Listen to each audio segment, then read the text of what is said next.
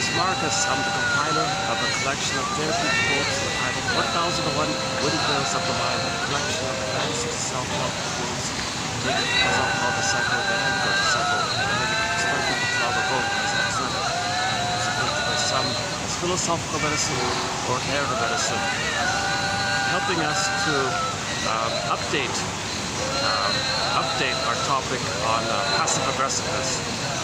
So I did a preview of our current string of quotes that we're now going to do on passive aggressiveness a couple of videos ago. So now I want to kind of begin in a sort of formally, so to speak. So this will be part one of a 6-video special run on the topic of passive aggressiveness. Covert, hidden, sneaky anger, sugar-coated hostility. You temporarily complied. You overtly comply while you simultaneously, covertly don't comply.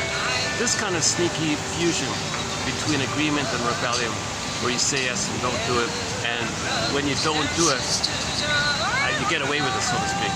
No one understands how you got away with it. No one understands how you pulled in, how they pull in the attention which they crave and get out their anger which they also crave. So they want attention, they want you to think well of them, they want to reject you to get their anger out, and they want you to think well of them and to get their anger out. It's a very devious kind of thing, but let's try not to be judgmental here. If the mother makes it forbidden for the child to express anger, and a lot of homes do this, anger is hideous, little children don't show anger, you can't show anger, come on here. But the child, let's say the child really is angry. I mean, come on, what's going to happen? He's been conditioned that he can't show anger, but he really is angry. So it's going to come out sideways, some kind of sneaky little way sideways, where it confuses the mother. And she doesn't understand what's going on here. Perfect. The child found a way to get his anger out and not be caught, not be called out on. Because he knows he can't overtly be identified as expressing anger, so he's got to do it covertly. This dynamic is called the passive-aggressive behavior. Now, if some people do it pretty much all the time, I mean, pervasively, consistently, kind of like second nature to them, it's kind of automatic to them, then they're considered to have a passive-aggressive personality pattern like that. You know, healthy people may choose to, depending on the situation, deal with the pull of passive aggressiveness, but it's not an ingrained, automatic, reflexive kind of thing.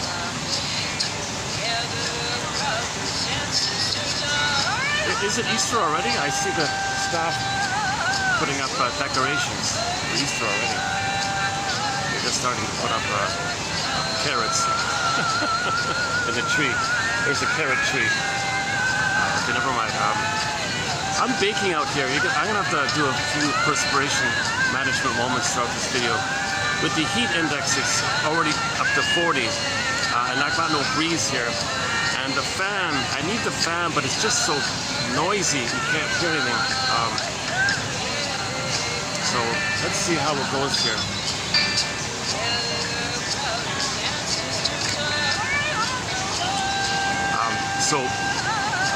Ideally, people are meant to make I statements. It's a clean, healthy way to express how your needs are not met.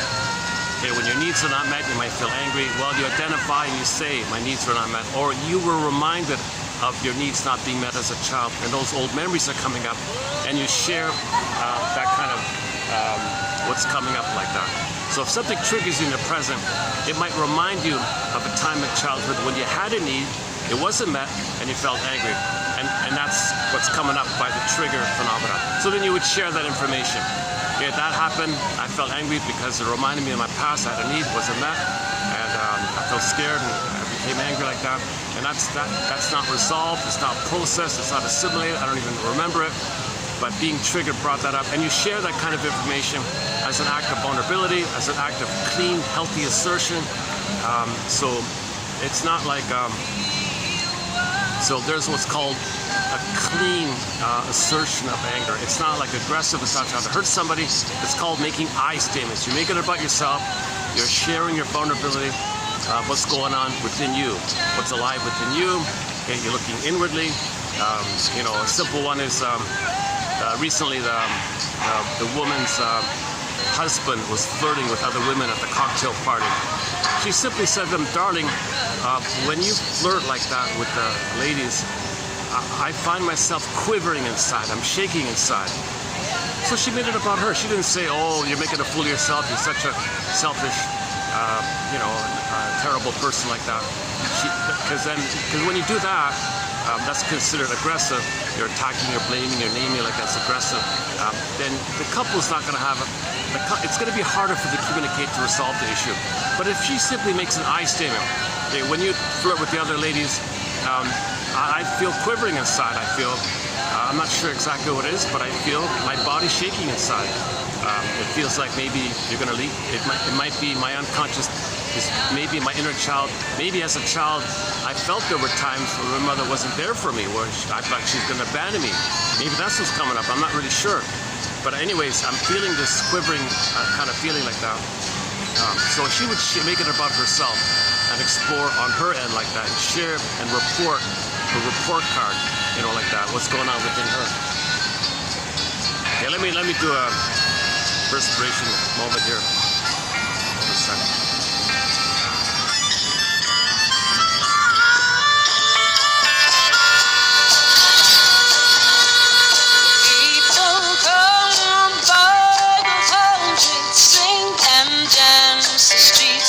Shopping malls, the corners, capitals of city halls, all over this turtle island. Our presence will break the silence. Together, brothers and sisters, I don't know more. Together, brothers and sisters,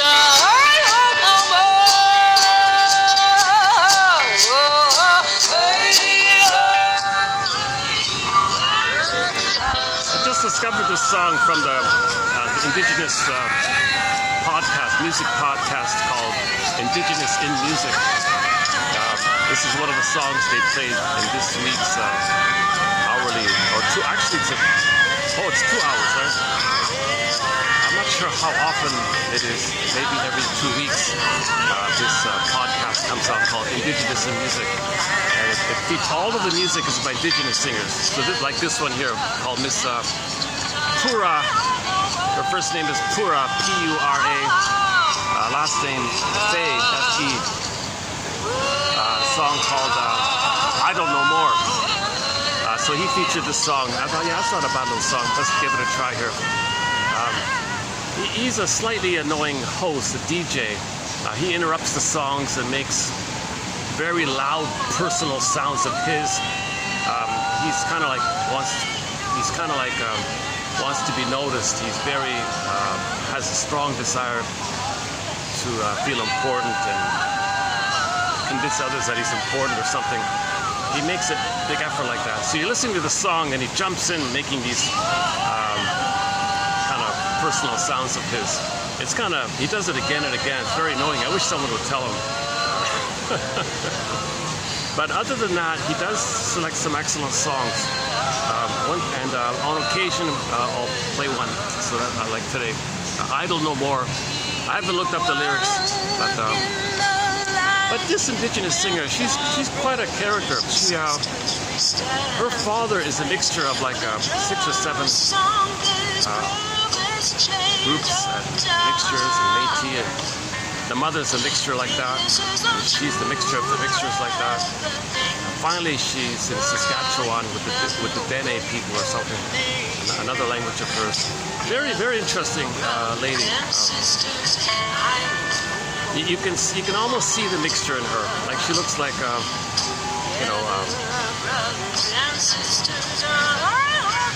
you can almost see a little bit of every background in her. Per Just discovered her. I didn't know her before. And this was the featured song, or one of the featured songs in that podcast.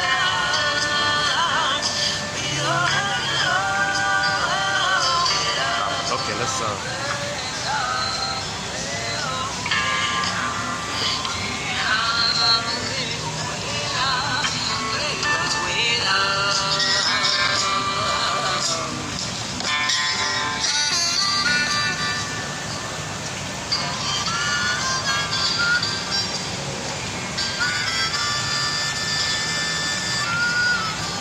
what's going on with the lighting here? I'm not getting, everything's too foggy here. Okay, let's get back on track here. My goodness. I went to the hotel place. It's kind of occupied. So because it's sunny, I didn't go to the park. So I thought I'd try this. Actually, the last video was done here at the salon place. It worked out okay. It was very breezy. Hitting not so much. Okay, enough about the weather report. My goodness, let's get back on track. So passive aggressiveness. Okay, so this means the person's angry, but he's been conditioned since childhood that he can never show it. Number one, parents don't teach children how to make I statements, so they cannot cleanly express their feelings, which it's not an insult to anybody. They're talking about themselves. So they don't have that skill of making I statements. So they can't do clean assertiveness, simple, basic I statement assertiveness. This happened, I felt this. He said he'd call at 5. It's now 5:30. I feel a little angry like this. He's talking about himself. He's not saying you're that. He said, well, the agreement was 5 o'clock. It's now 5:30. Simple observation.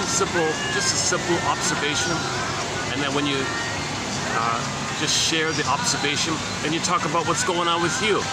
Observation. It's now 5:30. We agreed to talk at 5. I'm feeling angry now. So that's not like attacking him. Oh, you're this, you're that. You know.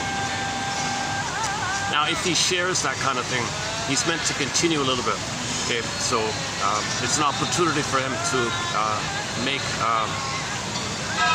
be more in touch with himself. So, what is the trigger? Okay, the friend is half an hour late. Okay, and he was triggered. So he might speculate. He may think, you know, as a child, I remember there were times when I was waiting around and people didn't show up. I didn't know if they'd show up. My brother left. I didn't know if she was going to come back. I felt kind of scared. My father threatened to leave. I don't know if he was going to come back. I had these kind of experiences where I was waiting in fear of my childhood home life and all that, and maybe that's unprocessed. I'm thinking maybe that's unassimilated, unprocessed, undigested, unrecognized, and I kind of buried it. So you being late kind of triggers, like stimulates, just like resembles that childhood past, and when that resembles the childhood past, it then comes up for me to recognize and now own, process, and assimilate. So I'm kind of sharing that kind of, I'm not attacking you, blaming you, I'm just trying to process my trauma like that. So I'm sharing my process of the trauma. And so the guy being late, the friend being late, is actually, ironically, an accidental helper because you now have the chance to face within something from childhood. So you're not blaming him like that. Now, to what degree he's going to be able to share that depends on the friend's attitude and so on. But anyways, he'll share as much as he can, pause, and then check in with the offender, quote-unquote offender, and to say, well, how are you with my sharing? I want to make sure that what I'm saying doesn't trigger you, because that often happens. He thinks he's being criticized or something. The person making the I statement is not criticizing the other person. He's making it about himself. He's just sharing the vulnerability of old childhood fears. He's not attacking the offender. We shouldn't even call him that. But anyways, so he might just check in with the other person. How are you with my sharing? He said he may simply, oh my God, I didn't realize that was going on. That was brought up like that. Now the offender, quote unquote, may confess. Okay, I want to come clean here. I was being passive aggressive. I was being aggressive because I'm angry at you. I wanted to punish you. I wanted to retaliate at you by making you wait okay, because I wanted to punish you to express my anger. I didn't want to cooperate and do what you wanted. You expect me to call at 5. I didn't want to cooperate with you. I'm angry at you, so I waited a half an hour, made you suffer for half an hour because I was angry at you. Okay, I didn't know that.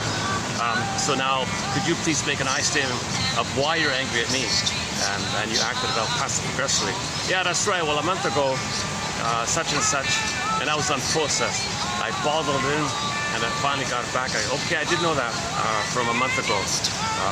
How are you? So he checked in with him. How are you with my sharing this kind of thing? He might give empathy. I see. So a month ago,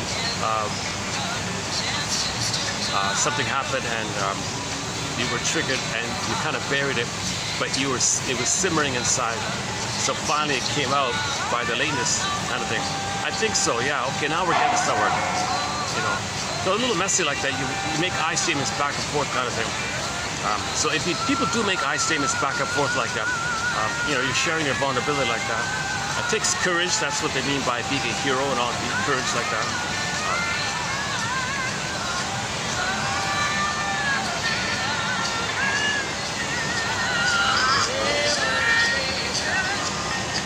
Oh man, I'm drenching here. My goodness.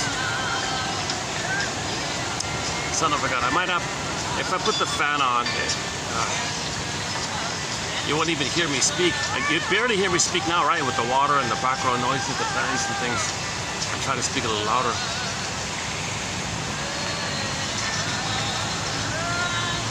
The second floor, it's a sauna up there. I can't do it up there. Okay, let's just keep going here. Okay, sorry. Let me do another perspiration moment here. Sorry.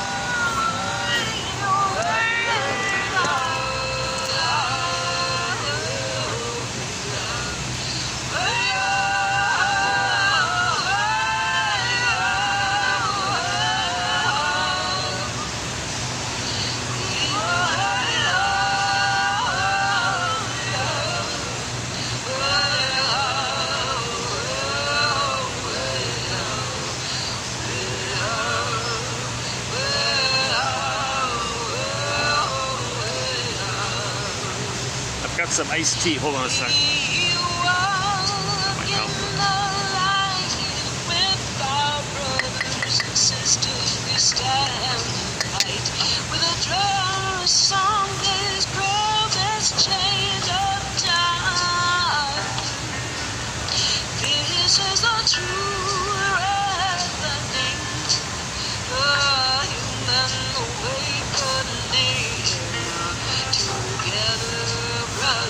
Sisters, I know together, brothers and sisters,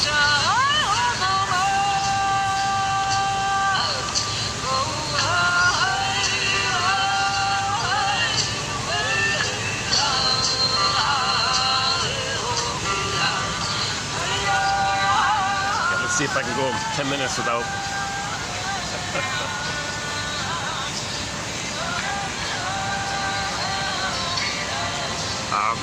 Yeah, so the conclusion is we need to make I statements.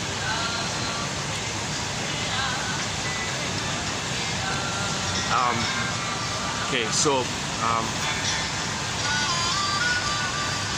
the overview is the child was conditioned that he's not allowed. He's not taught how to make I statements. He's not taught about basic emotional literacy to say what he feels and needs. He's not even taught any of that. So he can never do a clean expression where he expresses his feelings. He doesn't even know he has feelings. He doesn't even know what feelings are, kind of thing. So that means all of his anger, it's seething inside, so to speak, and it's going to leak out sideways via passive-aggressive methods: lateness, procrastination, dawdling, deliberate inefficiency, giving mixed signals, not giving people complete information if it confuses them, letting things escalate, misleading people, setting things up so bad things happen to others, maybe in the extreme area, or just literally forgetting or pretending to forget.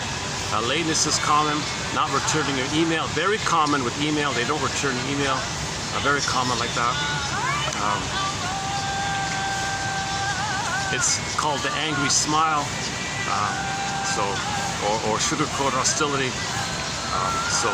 They're expressing their anger in a way that's really sneaky and really micro, to the point where the receiver is confused about it, would be very embarrassed to say that he felt upset by the little tiny thing.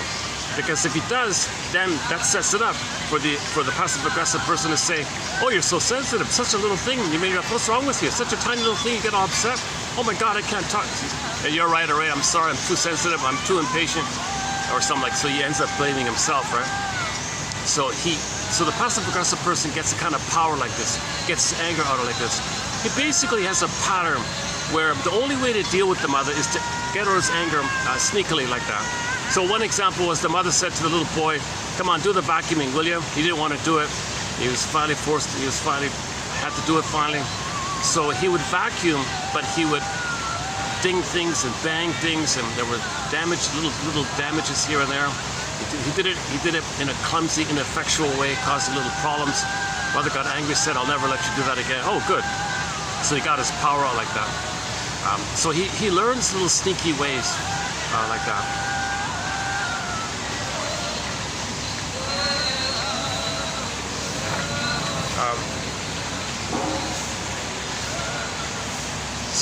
So why don't we run through it then? Before I forget, I don't have it here. I just found it just before coming out this morning. So it's in the pipeline. One quote about passive aggressiveness. One example of it is the old ancient fable from ancient Africa about the tar baby or something. So the rabbit was talking to some kind of tar, some kind of like a figure, like a straw baby, and there was all this tar around it, sticky tar around it. And the rabbit, bear rabbit, the trickster rabbit, like originally they're Anansi stories, the trickster spider story, then they morphed to the bear one, bear rabbit. So the rabbit sees this like little child made out of straw, thinking it's a person or something. It's covered in tar like that. "Hey, come on, talk to me. Why are you ignoring me? You're not saying anything. I'm frustrated with this. You're not responding to me. I'm talking to you. Why don't you respond?" And the thing is silent because it's not a real. He doesn't know that. He's a little tricked like that. So this goes on. "Come on, say something. Well, why are you like this? It's not nice. I'm talking to you. Why are you so silent? Why are you giving me the silent treatment? Why are you so passive aggressive?" So finally, the rabbit, the comedy rabbit, gets excited and hits him at one point. But when he acts out aggressively to hit the tar baby, he gets stuck. The tar, he's got all this gooey. Oh, I missed it. Next time he flaps his wings, I'll try to get it. So now the rabbit's kind of stuck. He gets angry. He's twisting. He gets more stuck. He's twisting and twisting. He gets more stuck. And that was her kind of analogy for passive aggressiveness. Now, why does the passive aggressive person engage in passive aggressiveness? Well, number one, as mentioned, he was conditioned to not show anger, so it comes out sideways. But another point coming up in the pipeline is that there's a state of undifferentiation. The passive aggressive person wants the power to have a power over somebody, one up somebody, kind of thing, because they are undifferentiated from the mother. So they want to recreate that trauma of not being able to differentiate from the mother. So they want to find someone to fuse with. Oh, he does it so quickly, huh? He flaps his wings for just like barely a second.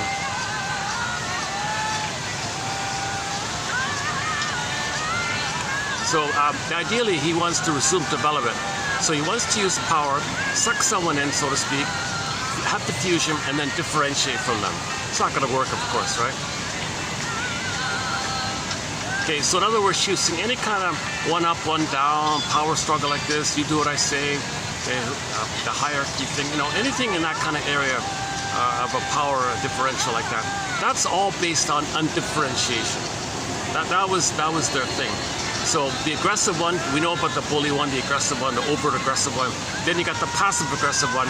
They're kind of in the same place. They want to possibly use passive methods to suck in the rabbit, stick there, and control that person, kind of thing.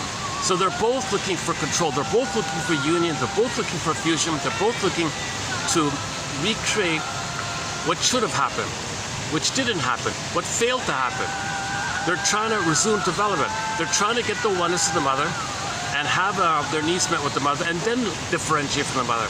So any kind of, she was saying, any kind of one up, one down, sadomasochistic, you know, someone is the bully, someone is the codependent, someone is the narcissist, someone is the pleaser, someone is the rejecting one, someone's the pleaser. That kind of unequal, kind of painful dynamic like that. That's because they both have a wish for oneness, but there's an immense fear of it. So you got this this back and forth thing where they actually want it, but they can't do it. They'd be engulfed. There's a lot of anger involved with that kind of thing because you're past that critical time. You cannot go back in the time machine and redo that with the person of the present. The person of the present can't be the mother in the past. So that's why there's a lot of anger and problems and power struggles like this. But the first step is consciousness here, right? That's what psychoanalysis is about. First, make you conscious. Like doctors say, how do you solve something if you can't identify what it is? You got to diagnose it, right? So passive aggressiveness is considered a kind of diagnosis, right? So we're trying to diagnose. I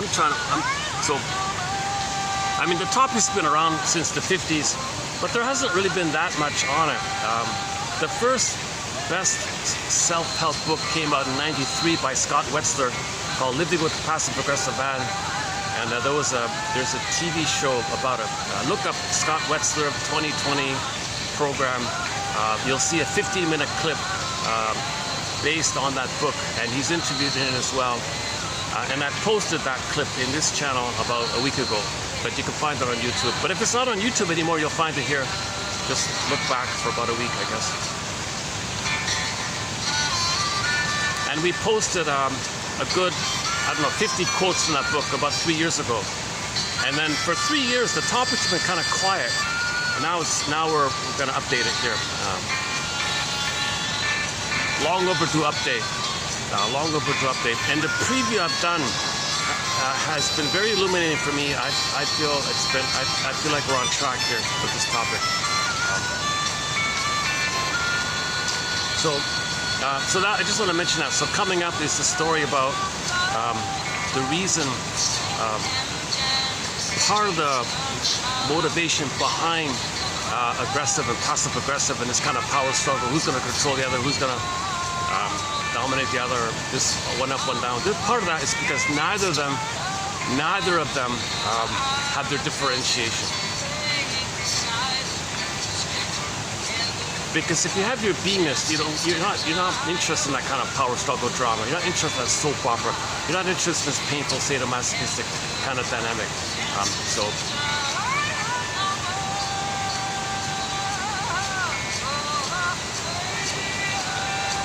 And number two, the metaphor of the tar rabbit, giving a very graphic image of the stuckness of the passive-aggressive side, where he wants to pull in and has the power. Now they're stuck, and the other person is kind of trapped in, kind of like the spider image with Nancy, right? And then he gets his power like that. And the other point was people on the passive-aggressive side, they have a need for the response. People to look at them, want something. They have a need for the other person's presence and attention, but at the same time they express their anger out of it. So there's like a ambivalence like that. Okay, so let's begin with the preview. I want to do a preview of part 6 because I did do a preview of part 6. I've done a preview of parts 1 to 5 already. So here's a preview of part 6. Okay. Yeah, the passive-aggressive gains the attention and reassurance he craves while also vents his anger and hostility. So the passive-aggressive person, right? The angry smile one, right?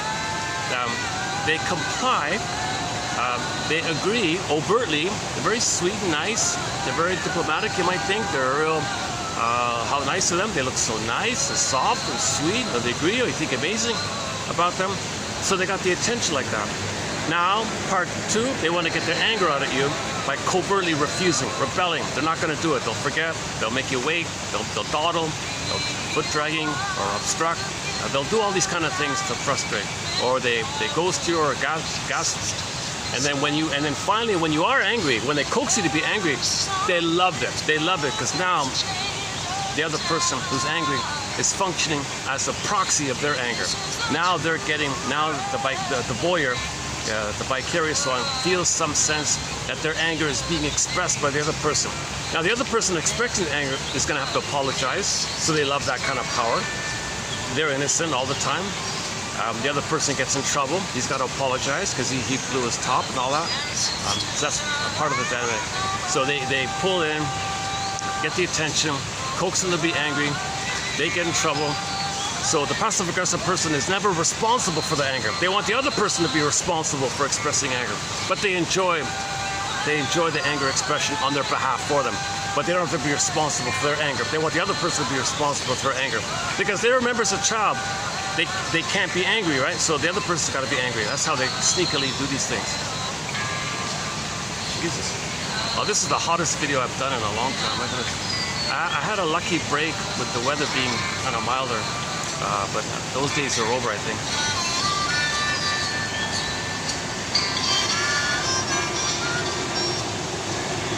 Okay, okay, sorry, let me do another perspiration moment here.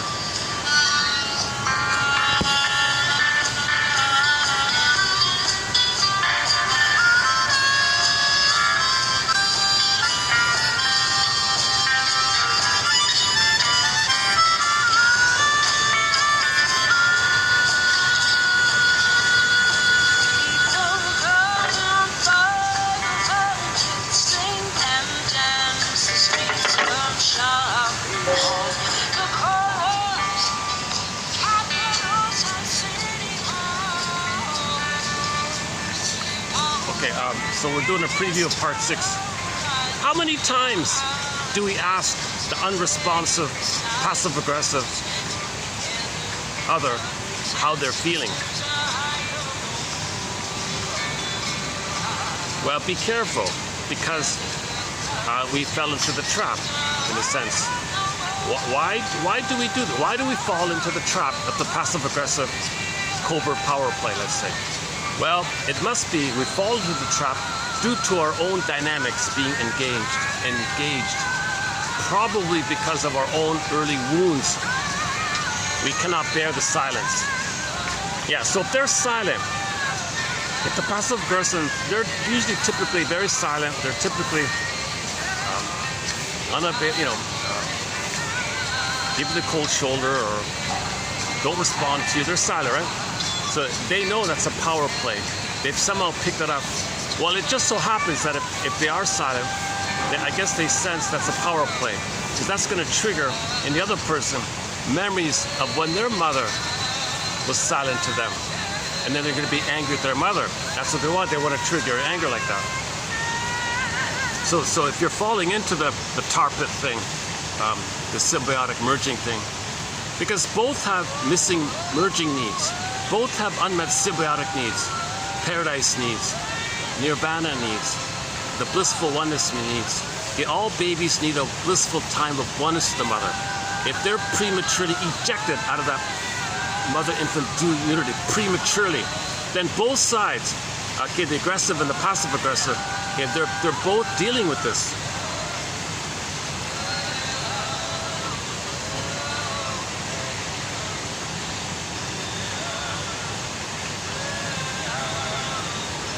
Okay, so if you're hooked in by somebody agreeing and then they don't call you, and then you ask them, I thought, weren't you going to call or something? And they don't answer.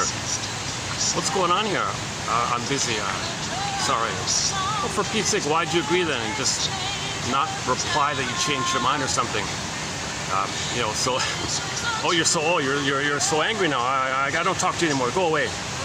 Like, whoa, so it's like a double hit, right? So they get their anger out covertly and then aggressively, maybe, if you express signs of frustration. That's what they want. They want to pull you in and express your anger. They want to pull you in like a magnet and then sneakily make you angry coax you to show signs of overt anger, then they can say, aha, that's forbidden. They enjoy it, and then they say it's forbidden. Now they have the excuse to withdraw completely, and they feel power in the whole process, and they enjoy the whole process. So they get their needs met. They get attention, and they get their anger out, and they're repeating. Another underlying thing is repetition compulsion. They're repeating that dynamic with the nursing, where the baby wanted to bond with the mother rejected, and they're fighting, and he's fighting like that. So he recreates that fighting later on. The motto of many with the passive-aggressive style is, you'll know I'm angry, but by what I don't do. Yeah, that's not a bad one. By what I don't do. So aggressive people show you they're angry by what they do. Passive-aggressive people show their anger by what they don't do. Oversimplification, but one point there. Someone with a passive-aggressive style is likely to perceive himself as being victimized. She'll turn the tables, and the subject will suddenly change from how she procrastinates to how, oh, you're too impatient. Okay, so the passive one makes you wait, excuses. And you can't call them. They do it in a way where you can't call them out on it. They've always got a built-in excuse that you can't. You're too embarrassed to bring it up, so they get away with it like that. So they procrastinate, dawdle like that. Finally, the person gets so angry, and now suddenly the issue is their impatience. You're too impatient. What's wrong with you? You're so. Okay. And the passive-aggressive person who coaxed that, who prodded that, never takes responsibility of their contribution. They just want the power. They want to enjoy it, but they won't admit it. They won't admit it like that. That's maybe the dark side of yesterday's phrase, the dark side of inner child. Yeah, maybe we can borrow that phrase. I don't really like that phrase, but there's a book called The Dark Side of Inner Child, discussed yesterday. Maybe we can borrow it here.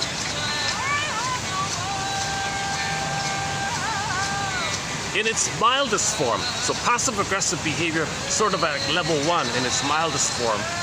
Okay, you say yes, but only to reveal the truth of your feelings by not following through. So that's a common, everyday, typical everyday kind of thing. You say yes, but don't follow through.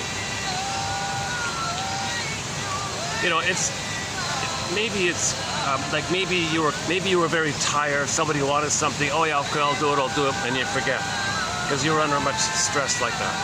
So maybe that's like the mildest version of it. And then the authors of the book Angry Smile, they've got 5 levels. How does it go again? Oh, hang on.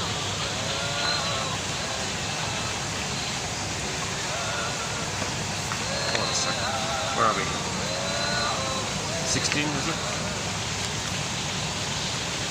Okay, the table of contents for the 5 levels is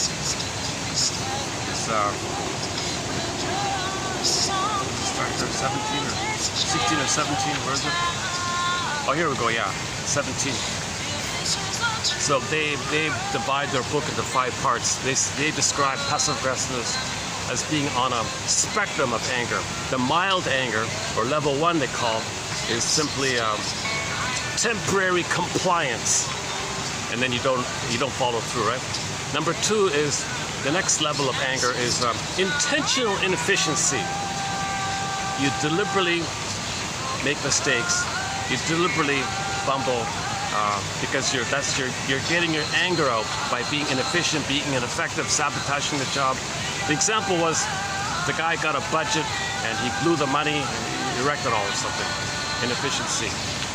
The next level is called letting a problem escalate.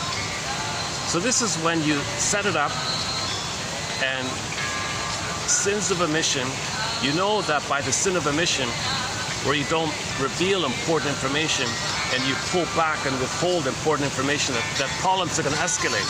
And you know that. It's a deliberate, conscious intention to let problems escalate. Okay. And that's level 3, you said. if he gave the information, things would calm down. But no, he's so angry, he's going to withhold the information, for example. Okay, the most serious one is the revenge one. So that's when you want to get back at people.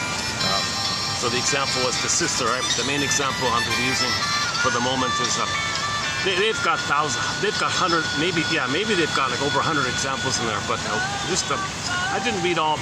Her book is a soap opera. It's a catalog of this soap opera kind of thing. I just randomly picked one just by chance. So the one I found was Wheel of Fortune. I just picked was the two sisters. The older one, they're both in high school.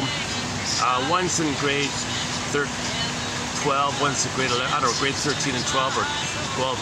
One's like a year older than the other. They're both in senior high school or something. And there's going to be some kind of weekend camping picnic extravaganza or something. It's a special event and all this. They're all like, everyone's going kind of thing. And the older sister, who's slightly prettier and has more advantages, managed to get a date with the most handsome guy in the school.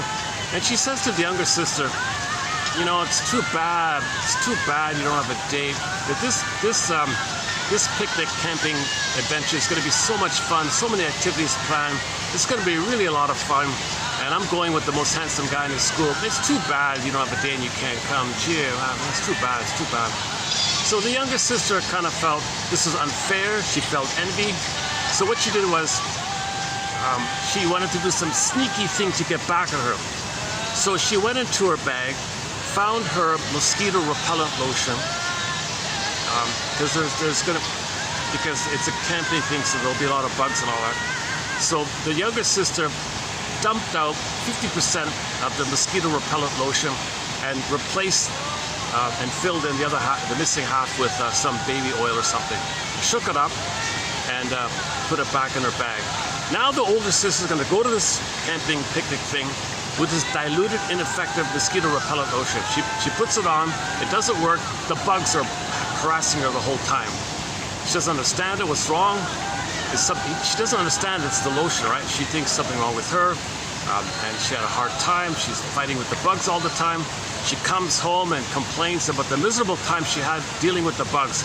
The younger sister sneakily got away with it, loved it like that. So that was like a kind of like a revenge kind of thing.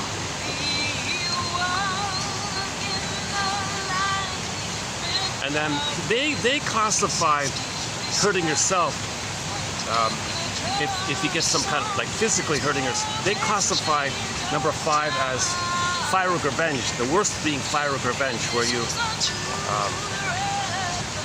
you experience some huge disadvantage to yourself, but you got some psychological revenge that you got your anger out. All they want to do is get their anger out, even at the expense of themselves somehow. So the main example I've been using is that the father only cared about his son's diploma, and so it would look good for him if the son had a PhD or something like that. He didn't care about the son, didn't talk to him, didn't relate to him, didn't play with him, no ball catch, no discussion, no conversation. But he would pay, send him to the fancy school, here's the money, get your degree, one day you'll take over the company and all that. He hated this idea. He felt ignored, he felt used, he felt dignified, he felt objectified, he felt dehumanized by this. So the only way for the son to express his anger at his father was to sabotage the thing that he most loved, which was his diploma. So he flunked out of the expense of Ivy League school like that, lost a degree, doesn't get the degree, but he made his father angry. The father barked at him and he got his attention. Oh, you noticed me. You're talking to me. Yes, it's negative. Yes, you're barking at me, but you noticed me now. That's all he wanted, pyrrhic revenge. He got this pyrrhic benefit of getting his attention, responding to him, but at a huge cost. He doesn't get the degree, the family loses a lot of money like that, he can't maybe carry on the family tradition or something. But he didn't care. He didn't care about competence, he didn't care about personal success. He only wanted to get his anger out. So they regard that as level 5. So I don't know, I kind of think, I have a question mark about that one. I kind of think their level 4 is level 5, and their level 5 is level 4, but anyways. Okay, let's go back to our preview of part 6.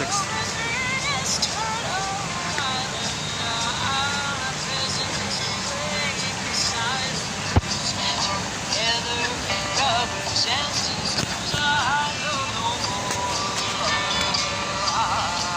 Okay. All right. The optics in this video and the audio in this video is really not ideal, but I want to get the quotes out. These are hard. Some of these quotes are hard to find. These books might be withdrawn. They might become unavailable. So I want to save these excellent quotes. Disclaimer, once again, disclaimer times 1,000. I'm not a shrink. I'm not a professor. I'm not a midwife, doula, nutritionist, gynecologist, cultural anthropologist, and geology, archaeologist. I only have a BA. I'm the compiler of the quotes. I'm finding interesting quotes, posting 10 each time with the hope that 1 out of 10 will click and be of help to anybody at midlife. Once again, this is for people at midlife who are on the hero's journey, the midlife audit, the midlife examination period, where they want to piece together and be conscious and now know what they couldn't as a baby, setting it up so maybe they can feel now what they couldn't have felt. That's the magic. If you can, that's the healing. If you can feel now what you couldn't have felt. Okay, that's called a positive, authentic reaction, an emotional catharsis, and like a real emotional freeing like that. So that's the image is the firebird flies up, the phoenix flies up, and you get your feelings back, your beingness back, and now you can be in the present when you have your beingness. But with trauma, your beingness is pulled down into the underworld. Your beingness, the symbol is the princess morphs into a bird and flies away, or morphs into a fox or a bear and runs away. Or the princess is locked in a tower like Rapunzel, in a coma like Snow White, or Echo turns to statue. So your beingness is not available to you. It's frozen, petrified, lost, morphed, disappeared, hidden. It's only your beingness. The feeling is this eerie core feeling of some kind of abandonment syndrome, abandonment depression, abandonment complex, abandonment syndrome. The image is the basic fault. In the Greek myth, this core gets pulled down. This core fault, also known as weaning trauma, relational trauma, interpersonal trauma, developmental trauma, betrayal trauma, attachment trauma, which often masks an underlying or fuses with an underlying prenatal trauma, prenatal distress syndrome, and birth trauma is a key one. And they got it all blurred up like that. So this means the baby has to freeze up the soul. You want to have his beingness. His life force goes to the memory and the survival brain, which records it all. And when there's trauma, we repeat. So it goes to life, recreating that dynamic in a trance, hypnotic trance, discussed yesterday, is going to repeat, hoping for a better outcome, hoping for mother's love, hoping to change the past, hoping to undo the past, hoping to get the love that he should have received in the past. But the present isn't the past, but that brain doesn't know time. The amygdala does not know time. That primitive survival part of the brain does not know time, but the memory's there, the imprint is there, okay, and all the energy's in there. It's all devoted like that. Now, hold on a second.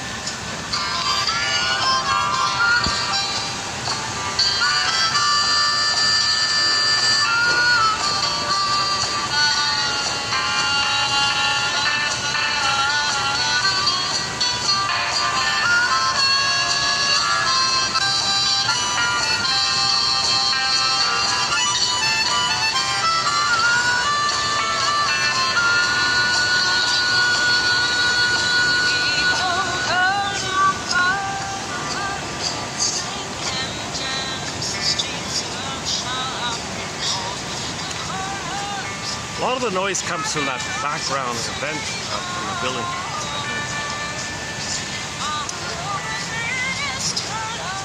Are you hearing me okay?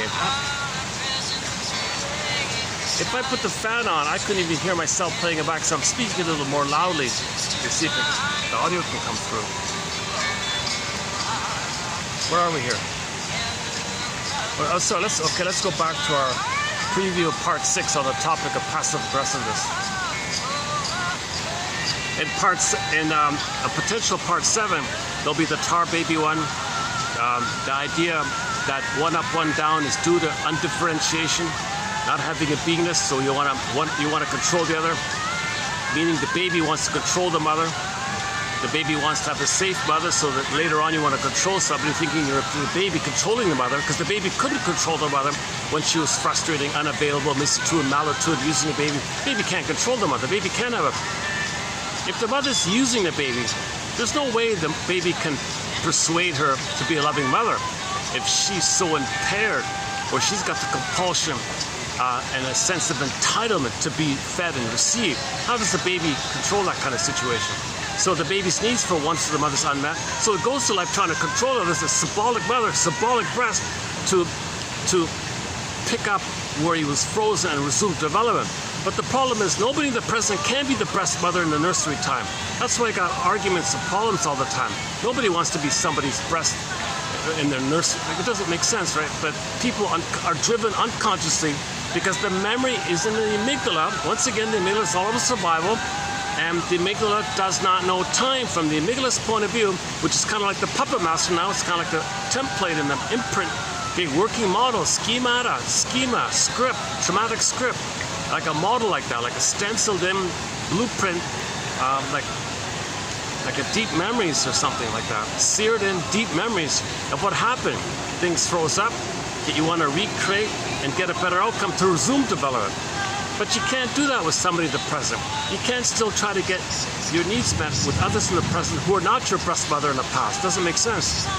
So the positive intention of our dysfunctional behavior, well, first of all, it's to know that you're tied. It's to know that you got the imprint. It's to know about the trance. It's to know that you're stuck. And number two, that when there's trauma, we repeat. So when we repeat, it's for us to know the trauma by making the conscious imprints of the past. We create a version in the present that's symbolic, like a theater thing. Then we make the imprints. It's a repetition of the past. It's not real, but it points to something that's real, but unknown, unforgotten. The trauma early on is the unthought known. It's known, but we can't think it. So we repeat it so that we can finally think it. When we can finally think it, maybe we can feel it, we can stop repeating. Memory, repeating, working through. Okay, so when we don't remember, we repeat in search of memory. When we get the memory, we stop repeating, kind of thing. So,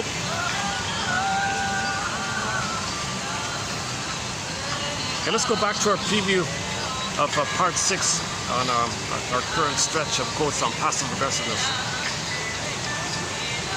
Okay, next one here. So we talk about the mildest one. So the mild and so the 5 levels. Okay.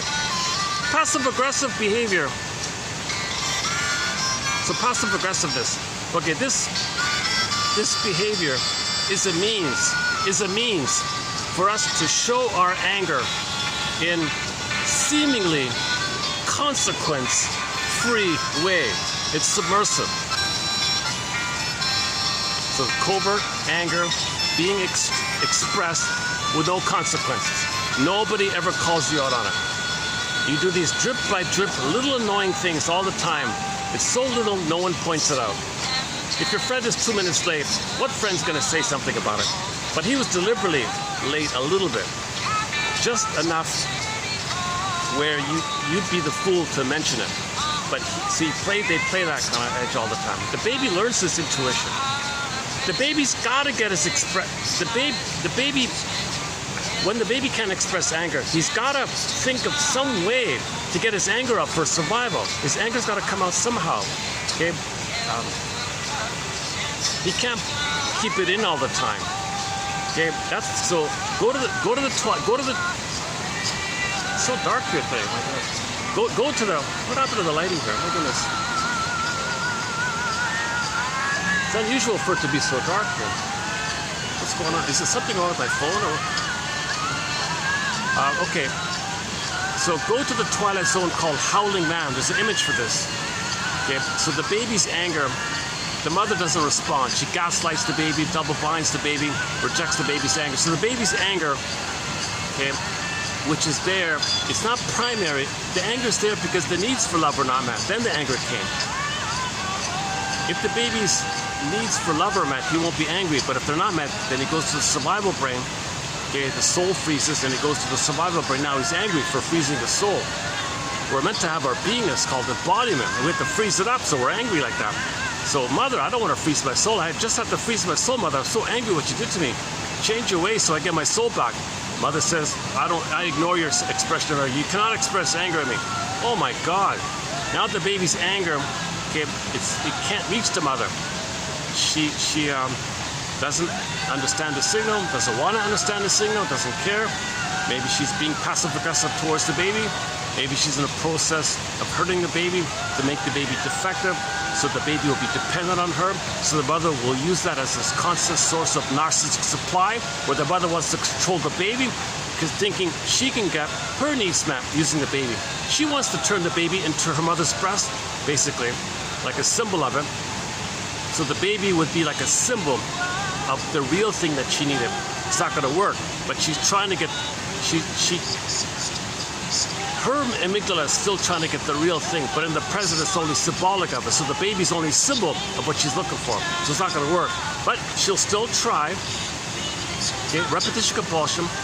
She's trying to get her needs met for mother. So she gobbles up, controls the baby, thinking it's the breastfeeding. So now the mother parentifies the baby, objectifies the baby, uses the baby, thinking the baby unconsciously is the breast she can control. And finally, okay, the mother says, I made you to find me. Some mothers have the baby for that purpose. Some others specifically say they want a baby not to love and nurture and have the delight of nature's greatest miracle and the pleasure of seeing the child's the mystery and the delight of an autonomous person by the Great Spirit, and feeling that, the delight and the generativity, the beauty and the mystery of it. She doesn't care about that kind of stuff. She just thinks, like the poem, I made you to find me. So if the mother didn't get her needs met, as the baby says, baby, you meet my needs. You stand in for my missing mother, and you meet my needs. You see me, you parentify me. I'm going to control you. So I have oneness with you, and then from that oneness, I hope to find myself. I hope to leave you. I want the fusion, I want the undifferentiation, and you be the mother for me. You be the symbiotic object for me. You be the self object for me, and then I get to leave you and differentiate and find myself. I made you to find me, kind of thing. Jesus Christ, right? Oh, Jesus. Boy, this is the hottest day I've had here in quite a while. Hold on a second.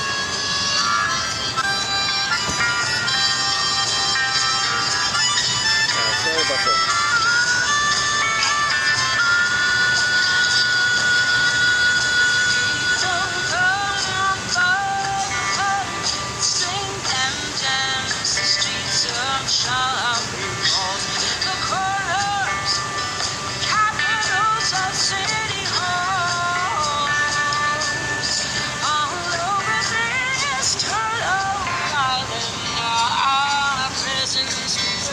Where are we here?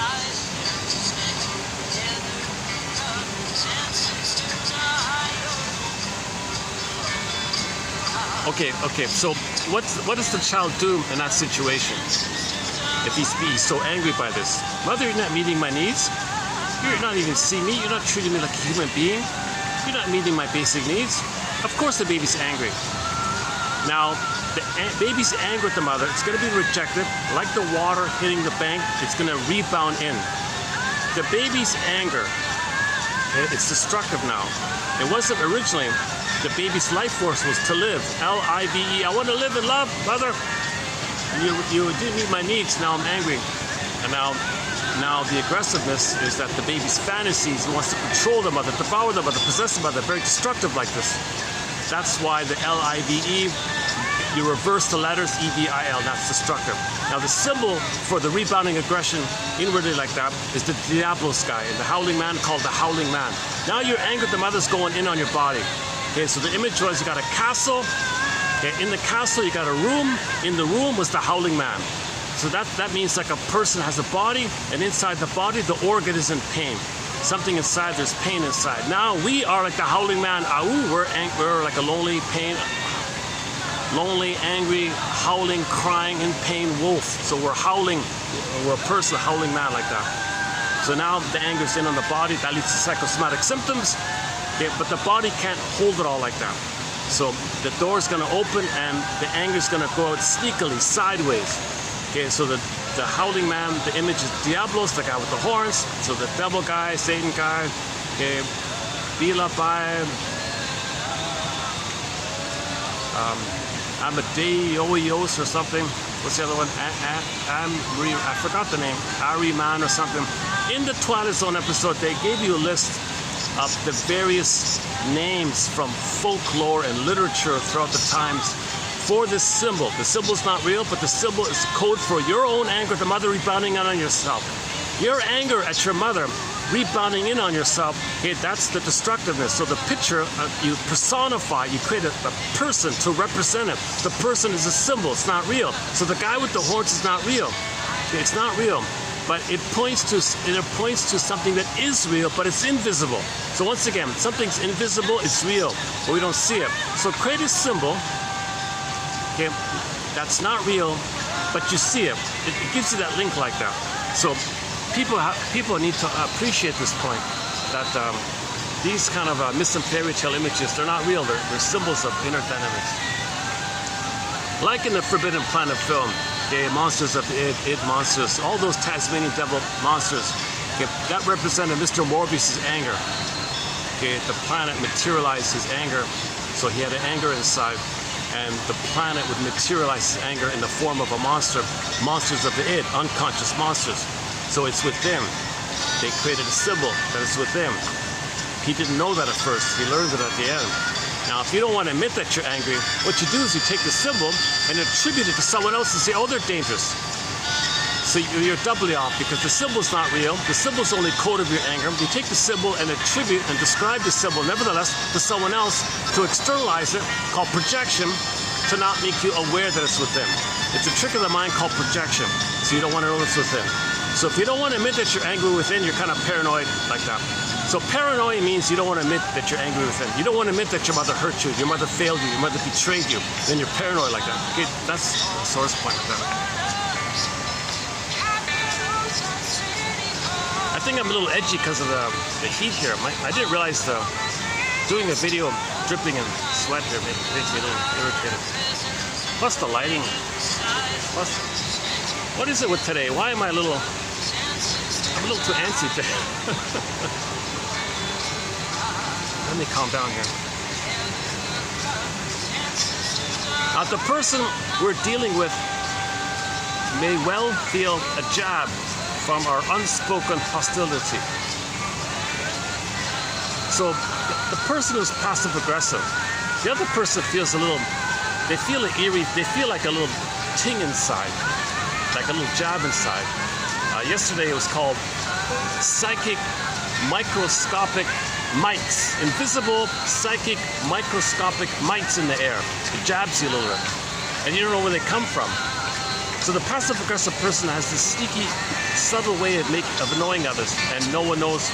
And the person who's annoyed thinks there's something wrong with him. Get it? The passive aggressive person has a sneaky way to annoy you, and the person who then becomes annoyed thinks there's something wrong with him. And he apologizes and all that, and he's embarrassed and all that. And the person, the sneaky person doing it, never admits his contributing role. He never takes responsibility. He never admits that he's angry. He cannot. Remember the conditioning by the mother? You cannot admit anger, so you cannot admit it.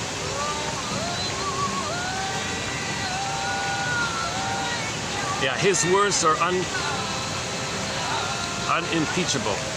Yeah, you can't call him out on it. He calls it unimpeachable. So the passive-aggressive person, it's kind of like he has full immunity or some annoying thing like that. We believe in our innocence. So the passive-aggressive person says, I'm totally innocent. I did nothing wrong. They are highly skilled at making excuses or slipping away from doing what you ask. So if you ask something, they'll overtly smile and comply, and they have a masterful skill of slipping away and not doing it. And they do it in a way that makes you angry, so they're not called out on it. So they get the pleasure of agreeing to set it up so they can get their anger out at you. You express the anger, they feel relief, and you take the responsibility for their anger. Get it? Do I get it? Okay.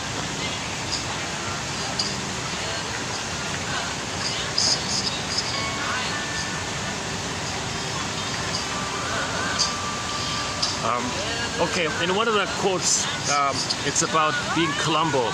If you are going to deal with a passive-aggressive person, be like Columbo. I wonder, could it be? Oh well. Oh, just one more thing. Could it be that a part of you is angry at the request? Right? So if you're gonna confront the passive-aggressive person, if you're gonna call them out on it, if you are gonna face it with them, do it in a kind of clumbo-y kind of way,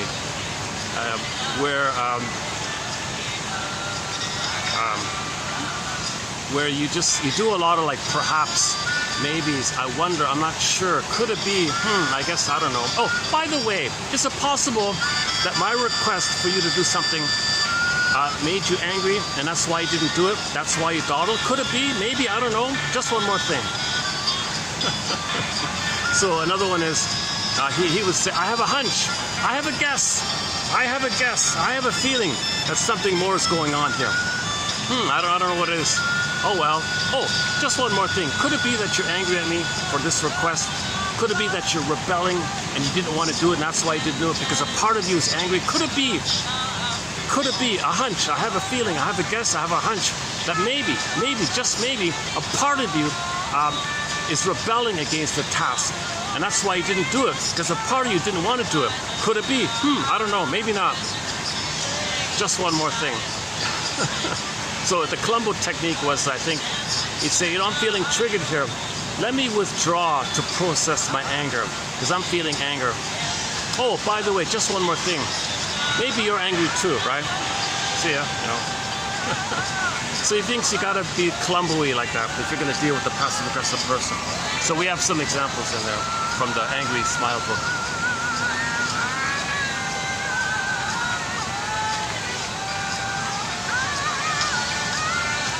What must be remembered when you get your buttons pushed is that it is the inner child that gets his buttons pushed, not the adult. These reactions of the inner child are like an old film in childhood that's on pause. Like imagine a video film, there's a pause, the camera's on, but there's a pause at that scene, and all the time it's frozen at that scene. So when you trigger, that past scene is coming up.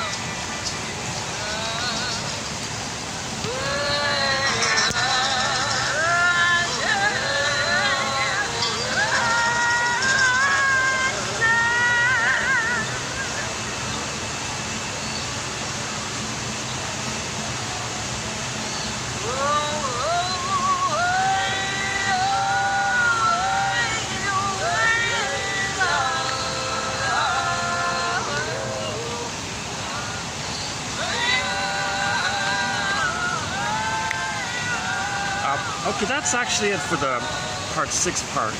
Now let's begin with part 1. Let's run through part 1. Part 1 is got a lot of good quotes in part 1. Yeah, let's begin part 1 here. So now let's officially begin with 3016 here. Okay, buckle up, as they say. So when I did the preview, I felt kind of energized about it. So I feel like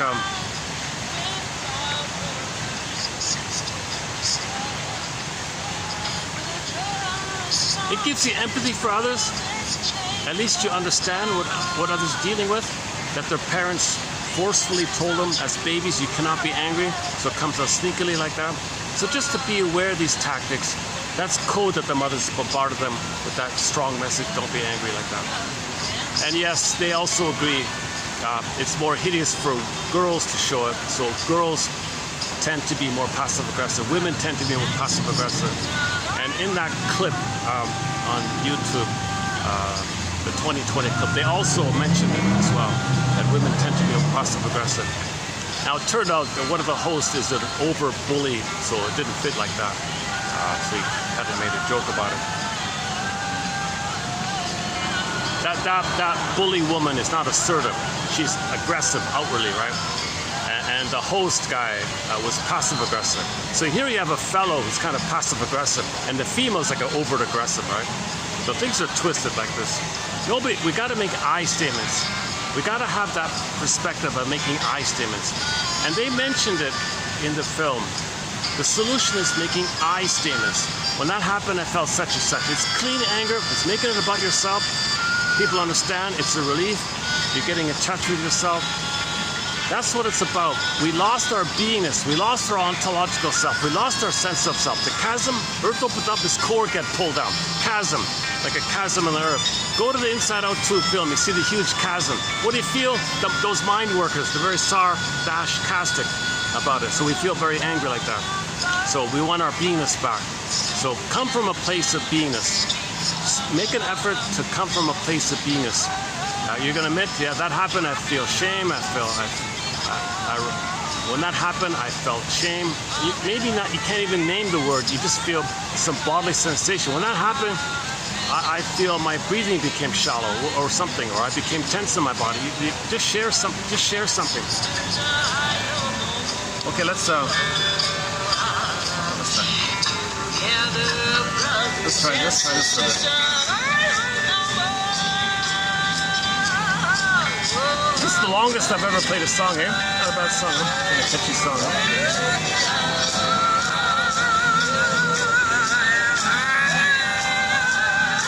Okay, there we go. Is there, so this is from the Angry Smile. Most of these come from the Angry Smile book. Is there a person in your life who irritates and frustrates you in insignificant and endless ways? That's the drip by drip. So they refer to passive-aggressive behavior as the passive-aggressive person doing kind of like a psychological water torture. Drip by drip by drip. One drip doesn't bother you. And the drip keeps going. You don't notice it or care about it. And suddenly, it reaches a point where you feel, the cup is filled and the water overflows. The straw that breaks the camel's back kind of thing. So then the person outbursts, right? The famous drip by drip. So they live by the drip by drip method. Is there a person in your life who irritates and frustrates you in insignificant and endless ways? They agree and then don't call you. That's a frustrating way. They seem so nice. You think maybe you did something wrong. Did I do something wrong? Hey, I must have done something wrong. What did I do wrong? They didn't do anything wrong. I did something wrong. Something wrong with me. So you try again. Oh, gee, there's something wrong with me. What do I keep doing wrong here? So their response makes you feel that you're wrong. Okay, that's the sneaky way to push your buttons to make you angry. Because that's their hostility. Getting their anger out at mother generalized onto everybody. So they got a template that they learned, it's second nature to them, that as a child they learn to do sneaky things to get angry at the mother. It's second nature to them. It becomes an ingrained personality style where they frustrate everybody. So they know how to set it up, be nice and sweet, and then overtly comply, overtly promise, and now I got a chance to really get my anger out. Like these sneaky little things. I'll say something vague, they'll say something, and you twist it, and they get frustrated. All these little things like that. Is there a person in your life who irritates and frustrates you in insignificant and endless ways? If a name comes quickly to mind, chances are good you have identified a person with a passive-aggressive personality. Now, the question to them, to the passive-aggressive people, was, do you get pleasure and satisfaction from consciously thwarting and quietly getting back at others? Do you find yourself habitually procrastinating, sulking, forgetting, being intentionally inefficient, plotting hidden revenge, or even spiting yourself just to hurt others? If so, you probably have identified yourself as a person with passive-aggressive behavior. And what might sometimes happen is the other person who's healthy and they receive the drip by drip by drip, they may respond in a loop where they become passive-aggressive to the passive-aggressive person. Now you got this cycle, this mess, the tar pit now, tar pit of the negative symbiosis. So the passive-aggressive person is trying to create, they think they're trying to create a oneness. No, they're going to create a frustrating tar pit, a sadomasochistic tar pit of the negative symbiosis. That's why there's so much hostility like that. They need, but they're so angry by it because you're remembering the immense anger you had with the mother, and the person is your mother, and your mother didn't respond. The person can't be the mother in the past to correct your mother's ways. No time machines. So the only way out of this is making eye statements, and get into a place where you can admit your mother failed you. My mother betrayed me, she failed me, the greatest hurt of all, she failed me, she betrayed me. And have a mourning process where you can emotionally know that truth, that painful truth, and then you have your beingness back. Once you get your beingness back, you're good. If you don't have your beingness, okay, you're doing tricky things to find symbolic breaths to see if you can pick up development. It fails, so you're going to do it again and again. You're in the trance of the past. You keep doing this. Yesterday's topic. Now, passive. Okay, just to clarify the phrase, passive aggressive doesn't mean 1 minute you're passive, the next minute, like bipolar, you're suddenly Jekyll and Hyde. You're not Jekyll and Hyde or something. You're not. It's not like a flipping thing. It's a fusion. It's a simultaneous thing. It's a fusion between passiveness and aggressiveness. It's a fusion. Okay. Another phrase is sugar-coated hostility. They call it the angry smile. Passive-aggressive behavior does not alternate between passive behavior and aggressive behavior, but rather combines them simultaneously into one behavior that is both confounding and irritating to others. Now, passive-aggressive behavior is all over the place. It's ubiquitous. Okay, wealthy places, okay, the plunderers, the pillagers, the 20%, they do it. The victims, the 80%, they do it. It's all over the place. North, south, east, west. It's a kind of an all over the place phenomenon. Passive aggressiveness, the passive aggressive behavior, is a deliberate and masked way of expressing covert feelings of anger.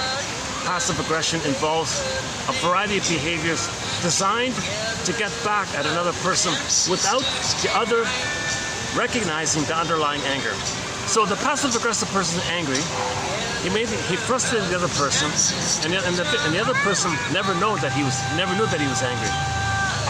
He never knew that he was angry. A lot of passive-aggressive people are angry inside. They can't make I statements. They can't overtly show their destructive anger, like the bullies and all that.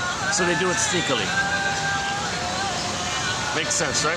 So those are the 4 traditional ways of how anger is expressed. The healthy one, making I statements, assertiveness, right? No, they don't teach that at school. Parents do not role model it. Teachers don't role model it. Professors don't nobody role models it. There are very few people who role model it. And what you learn instead are the other 2. The bully, shouting one, the blaming, the naming, you this, you this, you this. Or the little digs, the subtle little things where you sneakily do things to frustrate others. So passive-aggressive, overt-aggressive, and making I statements. I think just total passiveness is a version of passive-aggressiveness. So I'm just sticking with the basic 3 then.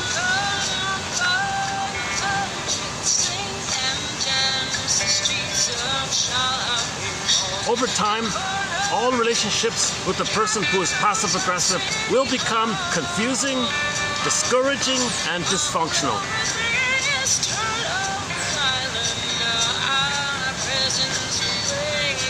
We believe the passive-aggressive person derives genuine secondary pleasure. No, there's no primary pleasure. There's no beingness there. They get a perverse secondary gain, like a neurotic pleasure, like a neurotic. They call secondary pleasure out of frustrating others. For this reason, we call this behavior, this pattern of behavior, the angry smile.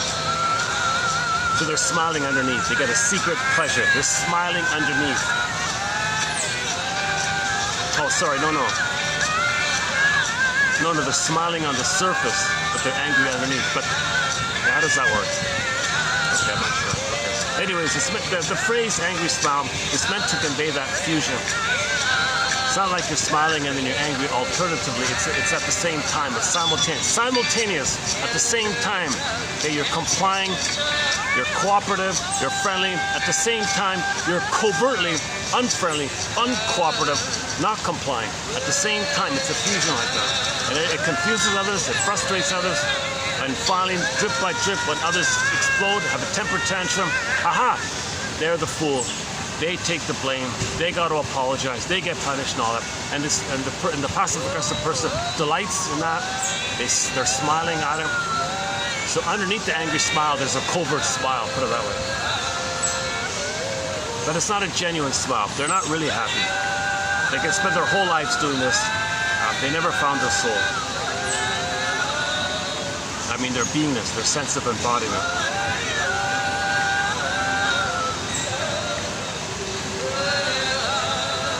Yeah, so they cause others to swallow their anger, but eventually, drip by drip, okay, a straw that breaks the camel's back stuff.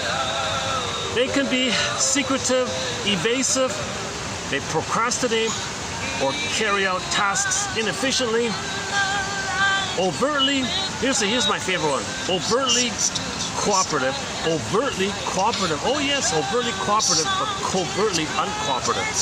That captures it right there, the everyday mild one. Overtly cooperative, covertly uncooperative. I was thinking about this myself. I remember a few years ago, just personally, I was really tired about something. My mind was somewhere else, and I just agreed to something just to back them off to something, and I didn't follow through. That was passive aggressive. So I was trying to search for myself an example within me of when I was passive aggressive. So in certain situations, it can happen. Normally, no. I try to be. I'm trying to be like Columbo. I find myself kind of victimized by other people's passive-aggressive behavior. I'm the one saying, I'm confused. Did you mean that? Did you mean that? And they're smiling inside. Oh, you're confused? You're frustrated? I thought you meant that. Did you mean that? And I'm guessing. They love my guessing. They're amused by my confused efforts to guess like that.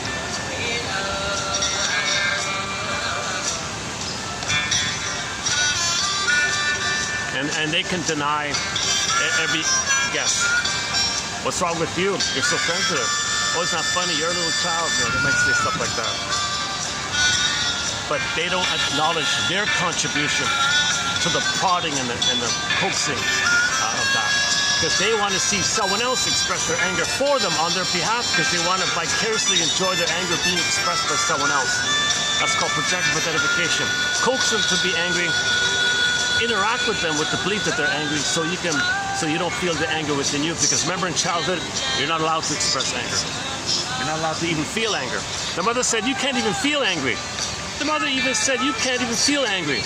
So they find a way, all right, I'll coax others to be angry for me, on my behalf. That's a sneaky thing to do. Okay.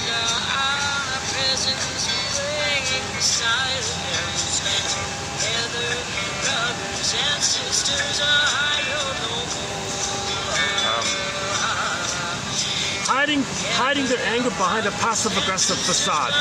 Some people come to understand how effective passive-aggressive behavior can be in manipulating and controlling others in the short term.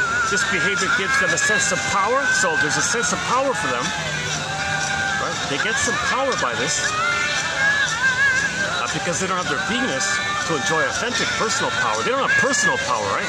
They don't have the personal confidence to make an eye stand. They don't have the courage or beingness to even identify their feelings. So they feel like the shame and embarrassment about that. Oh, hey, here's the star of the place.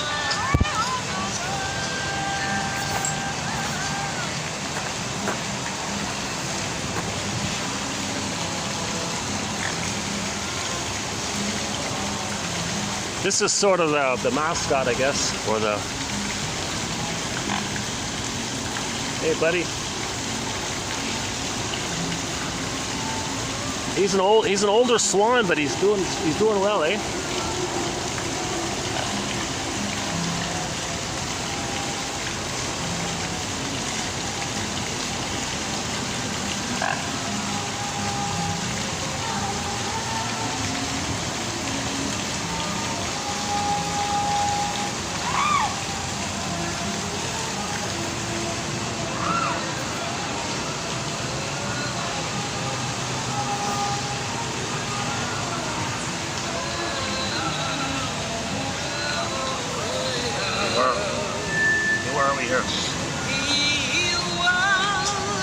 Good song, this Pura Fay. Great, that's a pretty good song. It's off her most recent album. Sorry, I forgot the name of the album.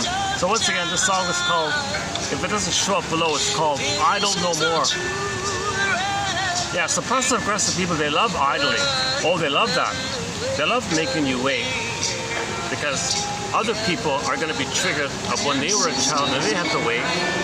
So they figure that out.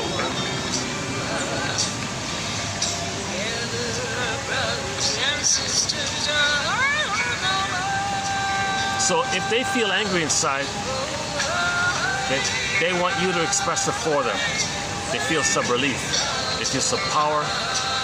They get attention in the process. They get seen in the process. They feel important in the process. And they get the secondary gain of having you express their anger for them. That's a secondary pleasure called secondary gain. It's not authentic pleasure from your beingness. The true joy comes from the beingness, the serene, inexhaustible fullness of being. That's the real blue jay, the real bluebird of happiness from them. They don't have that. That kind of joy is this called secondary stress relief. It's like a tension release. They got a lot of tension, a little release, so you feel that kind of blowing off steam joy. It's not a real joy, right? So they call it secondary game, not a perfect phrase. Where are we here?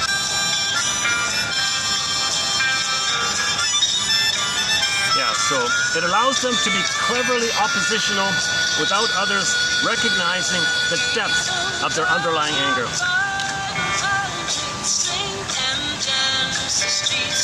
What some parents describe as the stubborn, irresponsible, lazy, forgetful, or irritating behavior of their children may be nothing more than a thinly disguised layer of passive-aggressive behavior. So all this annoying things children are doing, that's their passive-aggressive behavior. A passive-aggressive adult often recreates the dynamics of childhood even when the situation does not call for or warrant it. If it's an ingrained personality style, they do it they do it to everybody. What they had to do with their mother, they didn't do it to everybody. Everybody's their mother. If anybody out there wants something, they're going to resist. They'll comply and resist. Okay, so these people, they cannot agree or cooperate, because to them emotionally it's like agreeing with the mother, but they're too angry at the mother. The mother's too demanding. So if somebody asks them something, they're reminded of their mother demanding something from them, and they want to rebel, so they're going to rebel against you. Remember Frozen, the pause button? That childhood pain is on pause button. It's the trance, it's the pause. They're stuck there, flash frozen.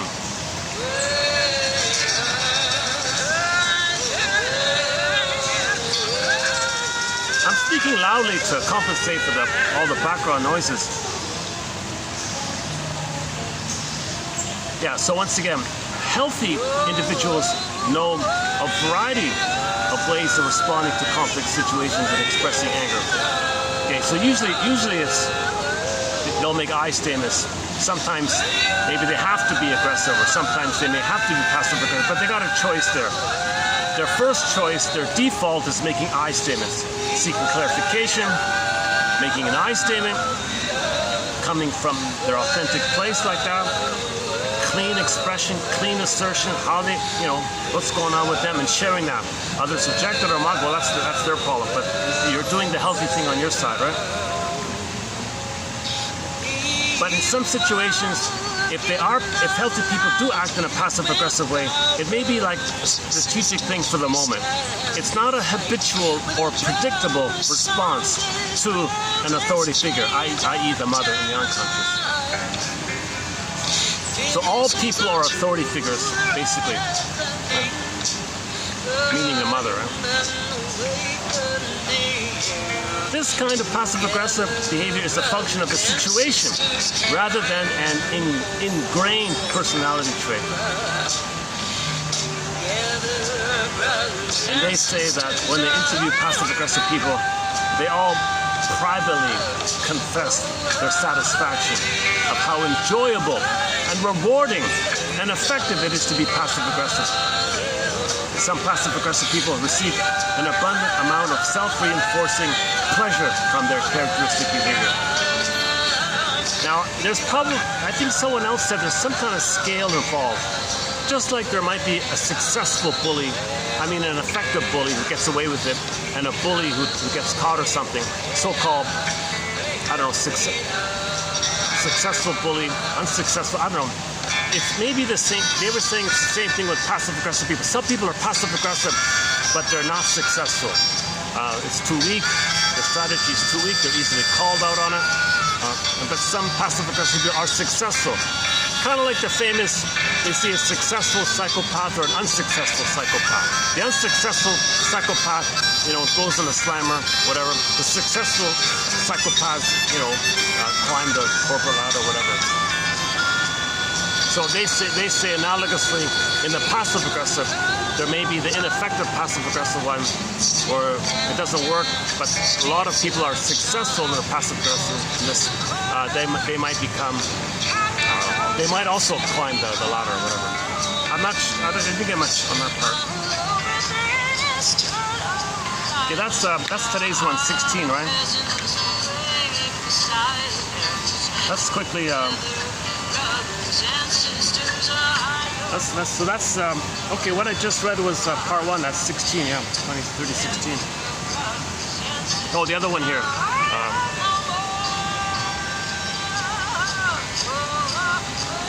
Okay, so passive aggressiveness is characterized by a pattern of passive resistance to demands in social or work situations. It can take such forms as simple resistance to performing routine tasks, so they're not going to do it. Could you pile up the boxes? Oh yeah, well I'll get to it. It's being sullen.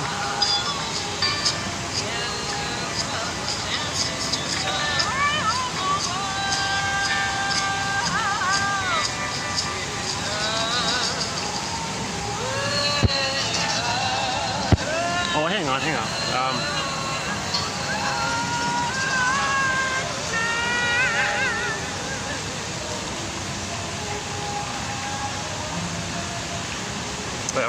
Let's look. Let me just peek at 17, part 2. Let's see. Okay, 17. Oh, there's the women one. Women, just okay like this. The lighting's very strange, the lighting here today. It's no breeze, no light, too much. Okay. See, this complaining I'm doing with the temperature and the conditions,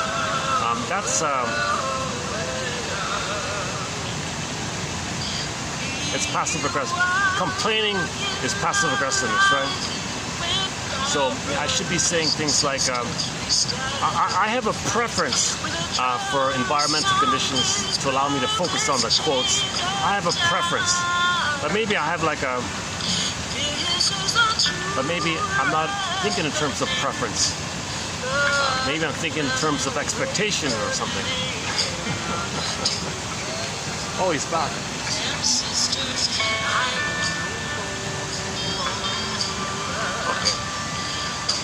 Okay, 17, 20, part 2 here. Women tend to face more social backlash than men when they directly express their feelings. I have a confession. I want to read these again and again. I want to read these maybe 6 times too, so I can learn it myself. I'm trying to learn this in the process myself, right? They say if you want to learn something, we'll teach it. I'm not really teaching it, but if I'm talking about it, I'm kind of learning it myself, right? My preview of these quotes did bring up some dreams in me, so that's what's giving me confidence that we're on track here. When a quote brings up a dream, you're on track like that. Women tend to face more social backlash than men when they directly express their feelings of anger. For this reason, passive-aggressive behavior may become the behavior of choice for many women.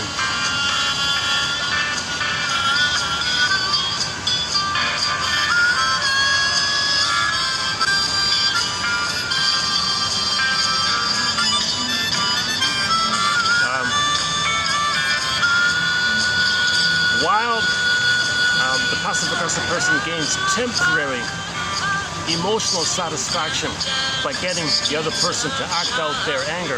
In the long term, they damage important relationships across their life and frustrates those who could otherwise have been their friends. The passive-aggressive person's lack of authentic relationships and inability to express emotions honestly and directly means that in the end, all of their wins add up to a substantial loss.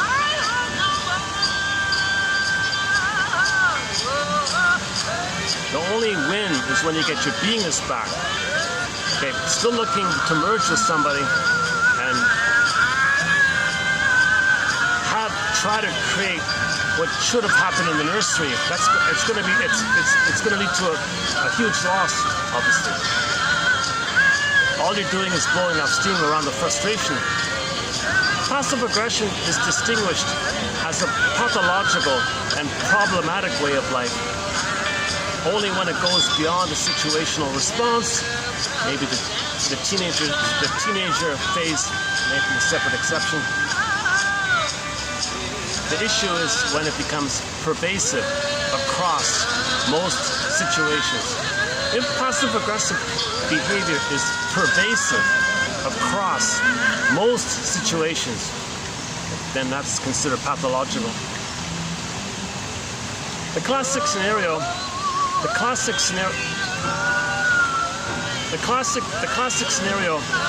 is that the receiver does not acknowledge the small, irritating acts of aggression. So the receiver, the target, so to speak, doesn't bring it up, right? Because to do so would seem petty. But the receiver's holding tank inevitably overflows. He or she unleashes floodwaters of accumulated anger. That's when the person has a temper tantrum finally. The passive-aggressive person, dry as a bone, watches it all happen with satisfaction. Because they're getting revenge on their mother. They're still getting revenge on their mother. They're still getting back at their mother. They have a talionic, some people call it the talionic impulse. He has the talionic impulse towards the mother, so he displaces it onto everybody.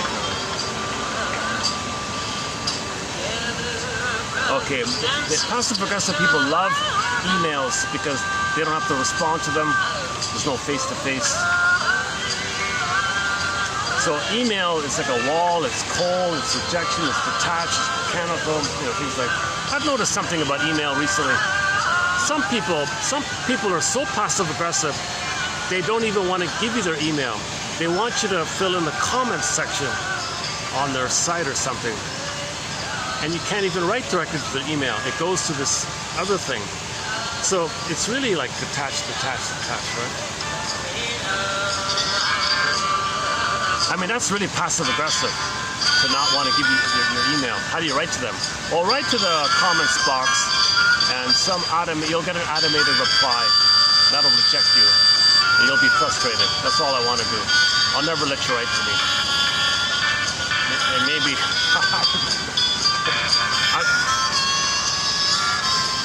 So they enjoy people's frustrated efforts to...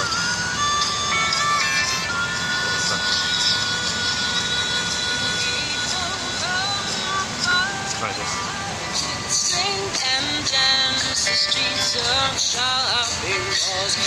Let me try this.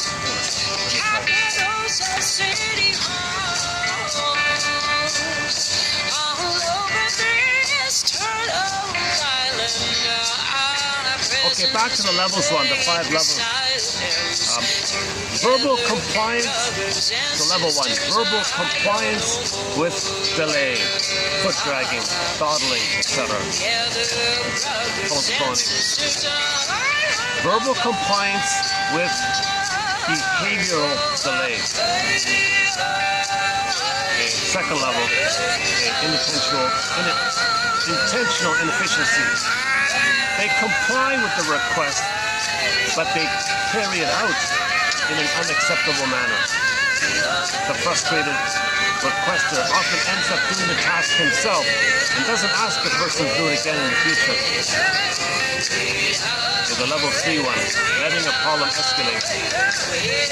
Level 3 adds an additional layer of intention as the passive-aggressive person uses inaction to allow the problem to escalate.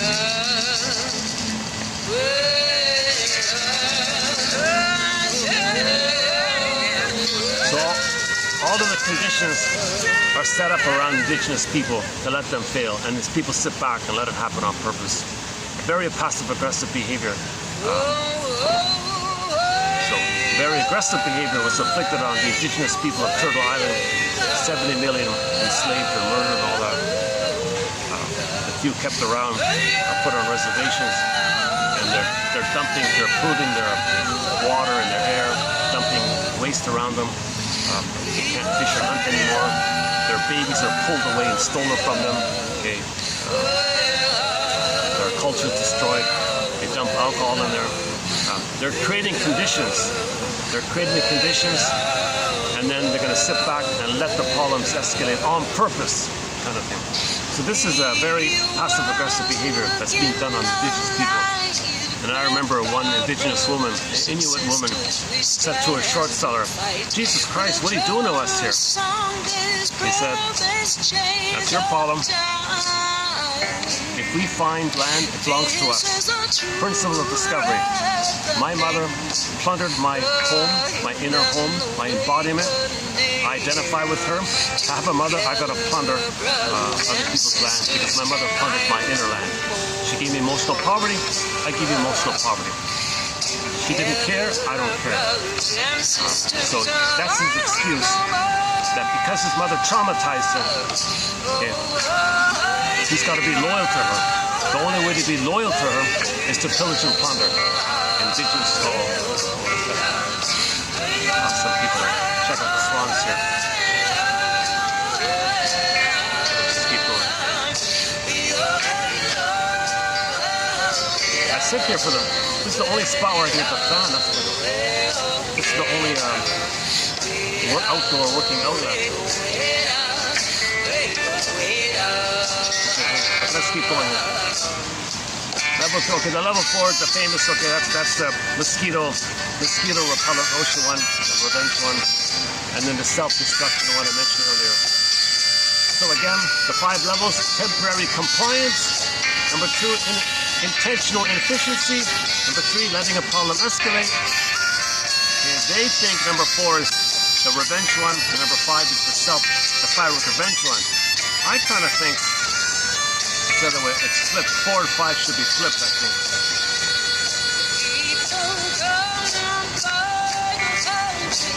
Their argument for why the self-depreciation one is number 5, because it's more reasonable to just get revenge directly if you're angry at somebody than to hurt yourself, thinking by hurting yourself it'll upset others. It's more stupid. I don't know.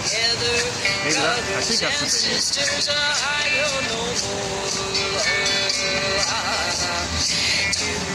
Okay, that needs an update, that one. In some cases, the passive-aggressive person is willing to damage himself in traumatic and lasting ways in order to bring pain and suffering to a perceived persecutor. Okay, so in this TV show called Nashville, the couple broke up, and he wanted to make her feel badly. So he was hurting himself, drinking, moping around. And the ex-girlfriend said, "No, don't try to punish me by hurting yourself, making me feel guilty by hurting yourself, so I'm going to feel guilty because you want to get back at me by making me feel bad. Don't punish me by punishing yourself," she said. That's like a kind of a masochistic kind of thing.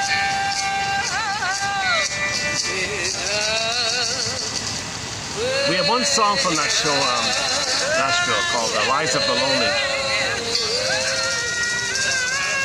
Oh my God, that reminds me. Yesterday I tried to play a song.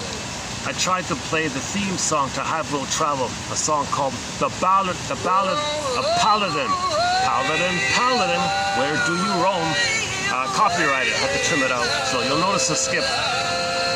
In yesterday's video, if you notice, like a 3-minute skip. That song got trimmed out. Great little song, great TV show, Have Will Travel, starring Richard Boone. The guy who wrote Star Trek wrote a few of the episodes of Gene Roddenberry.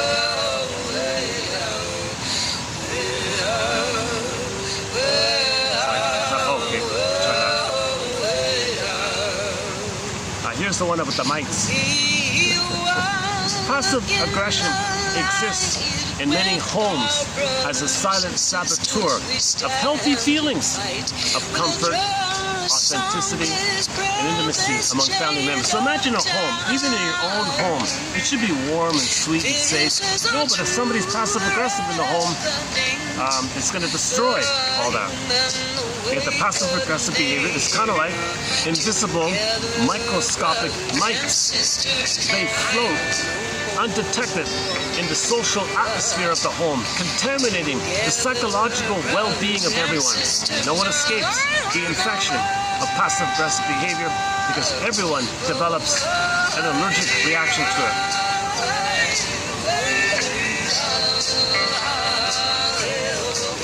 So if somebody's passive-aggressive and you're getting angry all of a sudden, easily, quickly, you could argue that you've become allergic to it. I'm allergic to passive-aggressive behavior. Right? The next step is to analyze and understand it, that it will bother you. You'll have empathy for it. You'll have sympathy. You'll have empathy for why they're doing it. Try to understand why people are doing it. Everything's love or a cry for love. So passive-aggressive behavior is ultimately, shall I compare thee to an onion? When you layer it all down, it's a cry for love.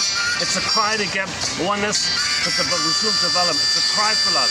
But the present can't be the past. But it's still a cry for love. Everything's love or a cry for love. This cry for love is hurtful, it's dysfunctional, it's distorted. You're transferring the past battle with the mother and listen to the present. It's waxed, but it's still the cry for love. So I have empathy. So you might first develop an allergy, an allergic reaction to this stuff. But take it to the next level of empathy, where you understand why they're doing it. So these quotes will give you, I think, can give us empathy. So this 6-part run, plus the quotes from 3 years ago by Mr. Wetzler, put it all together. That's 10 videos. Okay, 10 times. So that's 100. That's over 100 quotes. Your mission, should you choose to accept it, submitted for your approval and consideration, is to read the quotes in these 10 videos. Read the 100+ quotes and allow yourself that understanding for passive-aggressive behavior. Submitted for your approval. Says Rod Serling in The Twilight Zone. Great show, The Twilight Zone. I highly recommend Gabe's story, Wong's Lost and Found Emporium, Take My False Light, Please.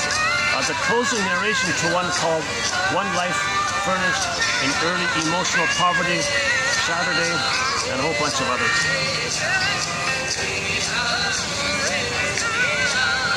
Oh, here's a good one. This client of theirs. So the authors of the book quoted one of their workshop participants as saying, "Well, I became this way in my childhood as a way to deal with my parents, who would always tell me that it was hideous for little children to show anger. Since I have been taking out my anger this way, passive-aggressively, since I was a kid, it's second nature to me to make people feel irritated, frustrated, and confused without being able to point the finger at me for causing it. It's my way of getting back at people without being seen as hideous." That's a great one. So go to 17, 2/3 of the way down. And again, for the passive-aggressive person, they want the psychological benefit of expressing anger. So that supersedes. It's more important than confidence, authentic happiness. And they first want to blow off steam and fight with their mother. Okay, in the workplace, you might see passive-aggressive behavior in the workplace when people avoid the tasks, avoid responsibility for the tasks, do less when asked more, they take too long to complete the task, miss deadlines, withhold information, lots of email to avoid people, or they don't respond to the email. That's a common one, I think. Not giving you the complete information, sin of omission, not replying to email. Those are good ones, I think. They might be late. They might be late from coming back from lunch. They use sick days unnecessarily. They quote unquote misplace or lose important documents. Where I put that? I don't know where it is. They resist suggestions for change or improvement. Lots of procrastination, foot dragging. They might be obstructionism. So that's beyond foot dragging. They want to sabotage it. Obstructs workplace progress, goals, and productivity. They always have a plausible explanation. Justify their behavior. They use these strategies almost all the time across most situations, as opposed to just once in a while. Sometimes healthy people, in their anger might become passive-aggressive. In that case, he calls it counter-passive aggression. And then he says, oh my God, I feel badly, that's not me. Many times the adult is shocked and appalled to find himself acting in a counter-passive aggressive way and dismayed to have acted in such a childish and unprofessional way. So the healthy person should make an I statement, be a Columbo, look for empathy, and approach it from an adult point of view. But some healthier people may slip up, I guess, and situationally act in a like a counter-passive aggression to their passive aggression.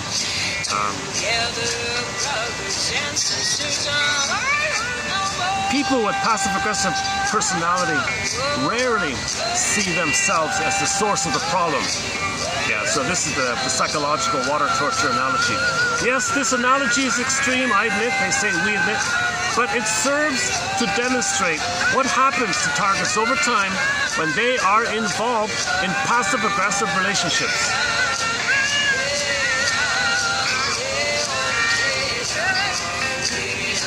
Okay, that's 17. Let's see if we can do a preview of 18 here. Hey, it's cooling off a bit here. Or I'm cooling off a bit.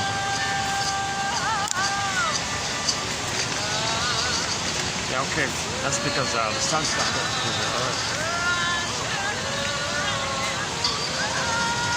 Okay, in 18, this first one, the lengthy one in 18, this lengthy one, these guys here from the book Angry Smile, they have kind of an overview. This is sort of their conclusion, summary, overview of the whole thing. It's general, but it does kind of cover it. So let's zip through it quickly. Initially,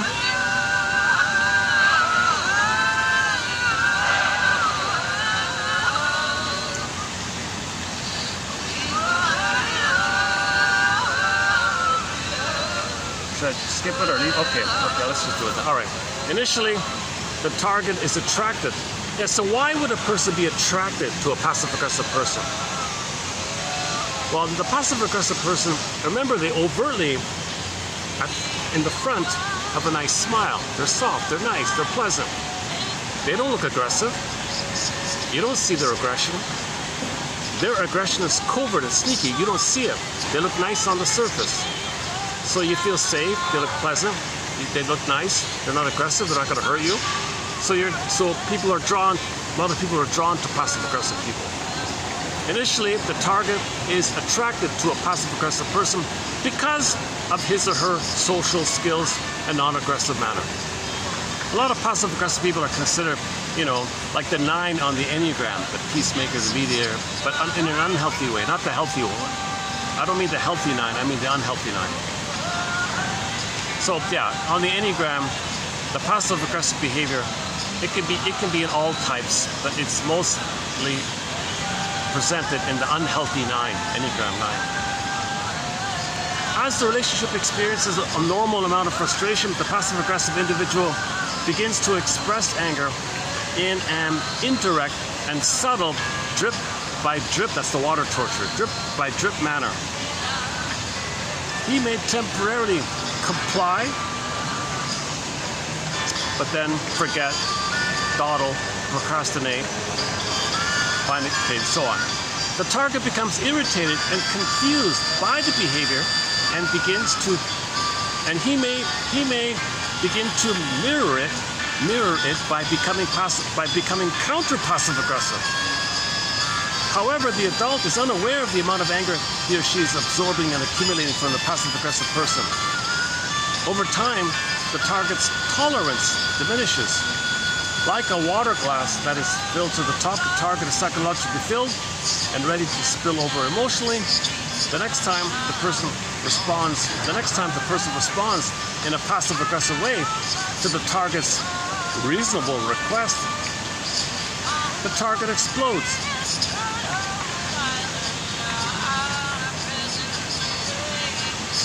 An insignificant but irritating behavior by the passive-aggressive person becomes the final drip that spills the water, the spark that lights the fuse, the proverbial straw that breaks the camel's back. Suddenly, the target experiences a brief but intense temper tantrum. During this time, the target, screams, yells, curses, swears, throws things, whatever. The person reacts to the target's aggressive behavior with shock and alarm. Oh my God, I can't believe he's so angry and out of control over such a little thing. Gee, what's wrong with him? Is he crazy? Oh my God. Isn't it fortunate that I have learned a more effective way of controlling my anger so that my anger does not control me? Okay, so the person is so sneaky like that, right? He coaxes the other to express his anger for him on his behalf. He covertly manufactured this, and no one calls him out on it. He feels pleasure doing this. He won't admit that he's doing this, but he enjoys doing it nonetheless. Once the target is calmed down, he usually feels upset and guilty for overreacting to such a minor thing. The target not only feels sorry for losing all semblance of self-control, but also thinks, gee, what's wrong with me? Why am I so impatient? Such a little thing made me like this. Well, he's developed an allergic reaction. The temper tantrum guy has developed an allergic reaction now. If a few little drips make him explode, okay, if he's easily triggered, easily set off, okay, he's developed an allergic reaction, in a manner of speaking. He doesn't know it, right? He's got to take it to the empathy level of why the person's doing that, and empathy for himself. Simultaneously, the passive-aggressive person tells the target that she doesn't deserve to be victimized. So the passive-aggressive person says, hey, I don't deserve to be shouted at like that. That's not fair to me. So they orchestrated it. They get a reaction. Hey, that's not fair what you did to me. But they orchestrated it to make him apologize. So they get their anger out, make him explode, and then make him apologize for exploding. They love all this stuff. They feel important, they get attention, they get their anger out, and they're seen as good, and the other is bad like that. And that kind of one up, one down is all sourced back to the two of them not having a beingness. One is looking for it, the other's looking for it, and they're in this folie douce kind of thing, this madness kind of thing. Passive aggressiveness and counter passive aggressiveness and aggressiveness, this is all madness. This is the madness that the baby felt when mother prematurely weaned him, called weaning trauma.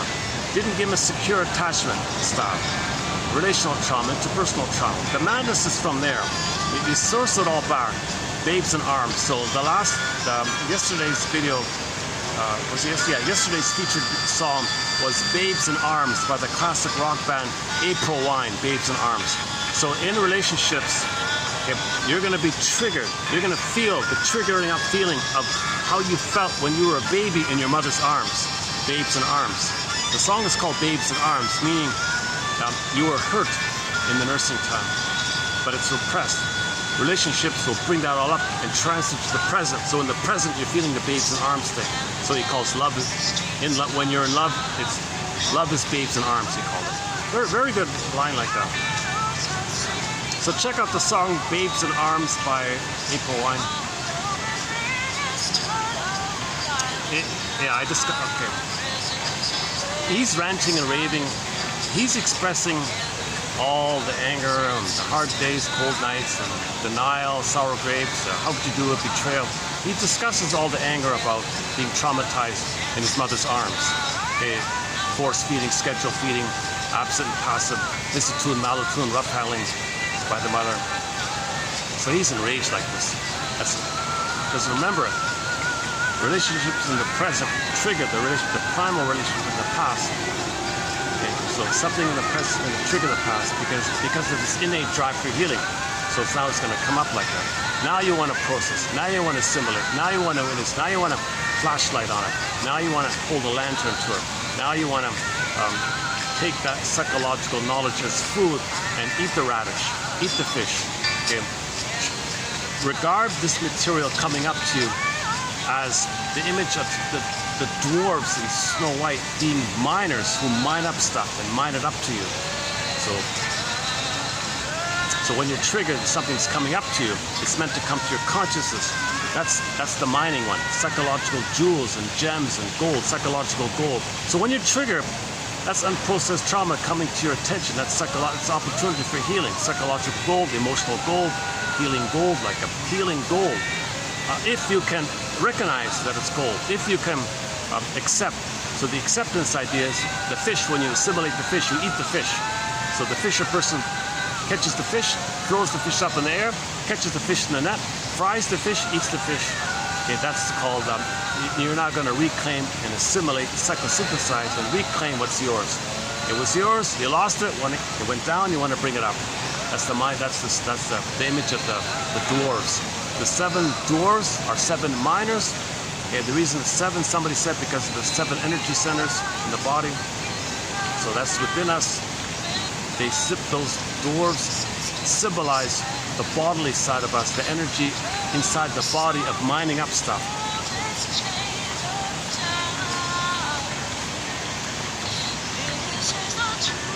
It seems, why is it so noisy today? Oh, sorry, okay. I got,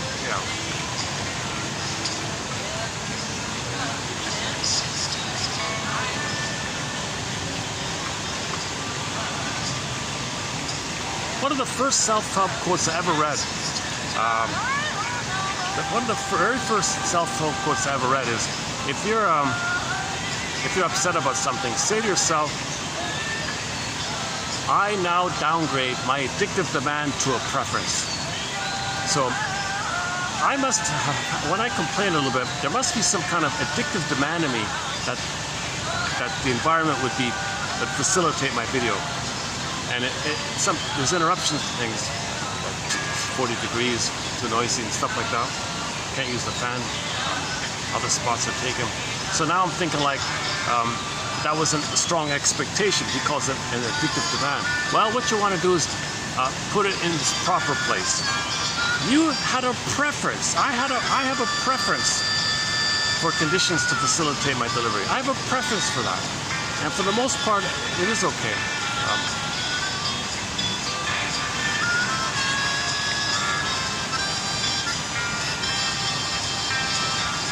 Maybe I'm excited that sometimes when things are smooth, I can get more out, speak more smoothly, more efficiently. Once again, I have a lot of anxiety myself. I have not been analyzed. I did my disclaimer already in the beginning of this video, right? So let's finish up here with the quote here, with the summary statement. So finally, when he calms down, when the victim calms, when the other person calms down, they apologize. What's wrong with me? He says. Simultaneously, the passive-aggressive person tells the target that she doesn't deserve to be victimized, that the target's behavior was an overreaction to a minor incident. and that she deserves an immediate apology. You must apologize. The target agrees and says, yes, oh my God, I can't believe it. I feel so badly that I said that. I won't do it again. I apologize.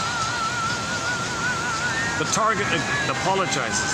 This apology has a special psychological meaning to the passive-aggressive person. It reinforces the person's belief that the expression of anger is dangerous, hideous. Consequently, the person has no motivation to alter her passive-aggressive way of life.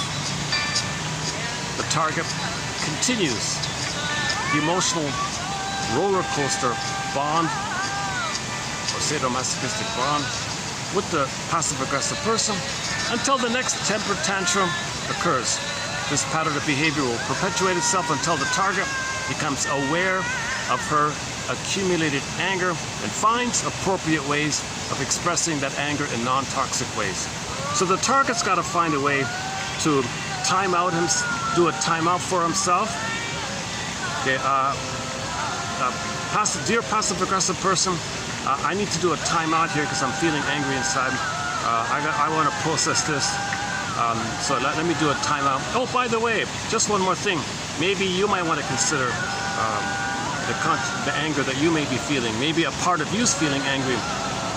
Perhaps. Just one more thing. Okay. Now he wants to process, and now he thinks to himself, all right, I'm aware that I'm angry. I have choices. The passive-aggressive person is compulsively, automatically doing that. But I can choose how I'm going to process my anger. I can make I statements. I can do empathy for self and others. So I have some choices. So when the person does a timeout, he says to himself in his mind, I'm in touch with my underlying feelings of anger, and she's not. I have a choice over how I express my anger. There's no need to doubt myself because I can see beyond her irritating, passive-aggressive behavior and recognize her anger. I recognize what she's trying to do to me. And I know that I can get through this. I can handle this. I can get through this. I will survive. I will play the song, I will survive. Gloria Gaynor, I will survive. I will survive. We play the Glee, for that song, we play the Glee version, the Glee cast. Look up the Glee show, I Will Survive / Survivor. That's an excellent one. That's my vote for the number 2 best Glee song. Number 3 is The Rumor Has It. Someone Like You, something like that. Number 2 is the I Will Survive / Survivor.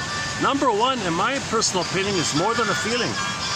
I think their cover of More Than a Feeling is the best Glee song, and personally, I put that at number 1. Number 1, More Than a Feeling. Number 2, I Will Survive, Survivor. Number 3, Rumor Has It.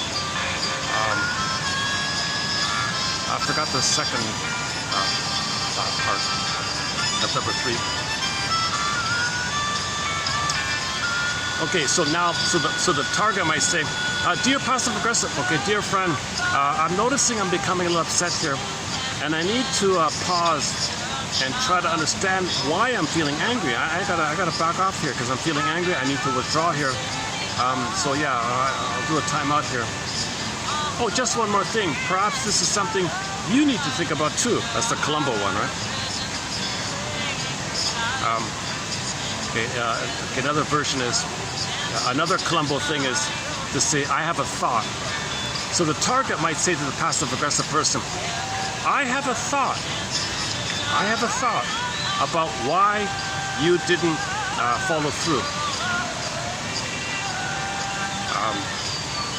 It seems to me that the issue is you are perhaps upset with me for asking you to do this. I'm wondering if your delay and not doing it, etc., is your way of saying you were angry about the task. Perhaps, I don't know. Let me think about it. One more thing. Perhaps it's something that you might think about. Another version. My guess, dear passive-aggressive person, my guess is that a part of you may be upset with me. Who knows? I don't know. Let me think about it. I'm angry. Let me withdraw. Oh, by the way, just one more thing. Perhaps a part of you is upset with that's the Colombo stuff. Now, though the person may... Okay, then, yeah. Okay, so on. Colombo cleverly engages suspects through his deferential, non-assuming manner. When they don't feel threatened or backed into a corner, his suspects let down their guard and give Colombo the information or response he's after.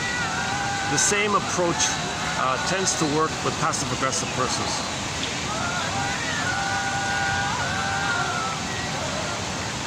Okay, another thing about the empathy is the passive-aggressive person or the aggressive person. Okay, both. Okay, that means that underneath the anger, there's a more vulnerable feeling. Okay, fear, jealousy, embarrassment, shame, etc. So anger is a shield for your sadness, for your vulnerability, inadequacy, ineffectiveness, powerless, helplessness. So anger is above that, like a mask over it. You're trying to protect yourself because you feel so vulnerable, kind of.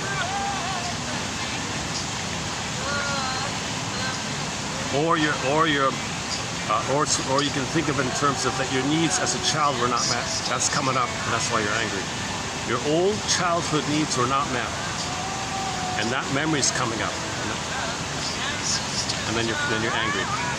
Hidden anger. So a lot of people call it covert anger. These people call it hidden anger. In this other book, these other authors, Murphy and Oberlin, call it hidden anger. We see it as the following: indirect, incongruent, and unproductive behavior. Inactivity, sense of omission. Part of a dysfunctional pattern of dealing with and diminishing others in a shrewd way. They're very shrewd, eh? They're diminishing others in a shrewd way. Often payback for a grudge or pain inflicted out of envy or perceived unfairness. Now that's the sister's one. If hidden anger is unleashed upon you, you'll probably feel like a bad character. You can sense a problem, only you're not sure who is responsible, why it's happening, or what to do about it. So now you got to take to the next level. You see, if they're passive-aggressive, okay, they're expressing their anger sneakily, but it's done in such a way where you're not supposed to detect it. That's why you're so confused about it. You blame yourself. Did I do something wrong? Or what did I do wrong? I don't get it. Often it's socially acceptable. Passive-aggressive behavior is socially acceptable because it's so covert. You may wonder if you did something wrong, if you made a mistake, never wishing to fall ill, never wishing to fall from others' graces. Passive-aggressive people offer further explanation to keep socially masking their true intent with, gee, I'm really surprised. I can't get over how sensitive you become.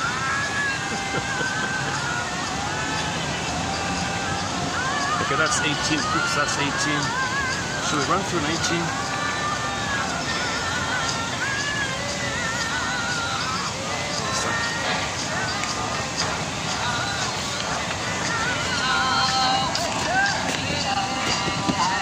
Hold on a second.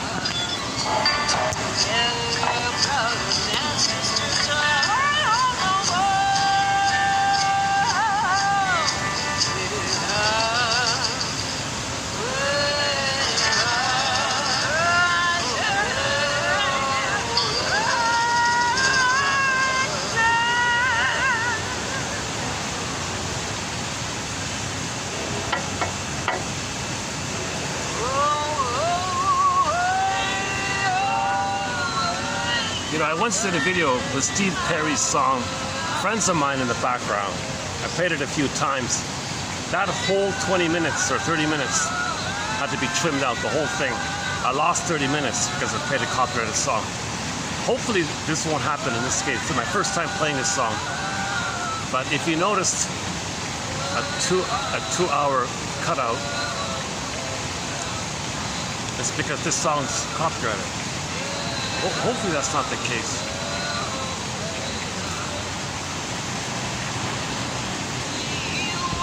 Okay, let's zip through.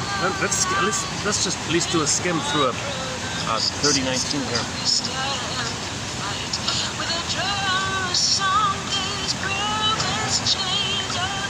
Possibly expressing covert aggression. Passive aggressiveness. The concept contains the idea that overt behavior, which takes the form of passivity.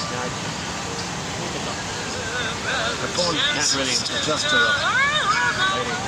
Oh, let's just do that then.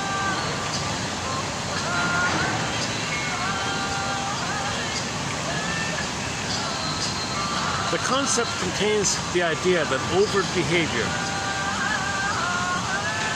which takes the form of passivity, is being used without conscious awareness to express feelings of aggression.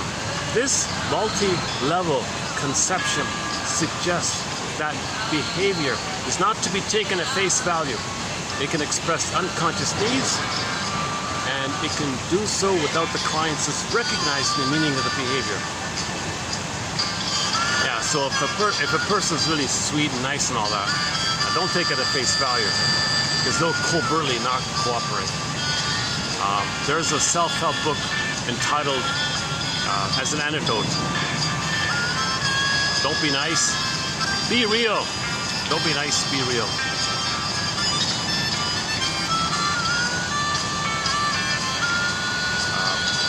I think I read part of it once. It's just general stuff.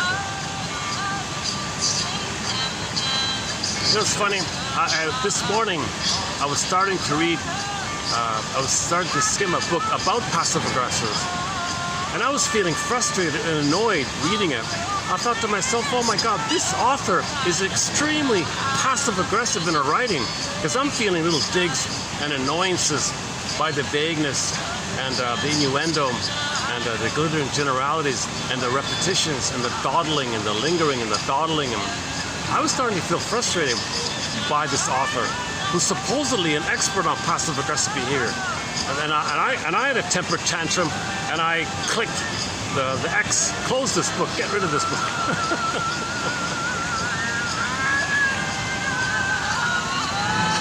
So if a person's going to write a book about passive aggressiveness, and they're passive aggressive in their writing, then they haven't taken the message to heart yet. They're still trying to learn it themselves.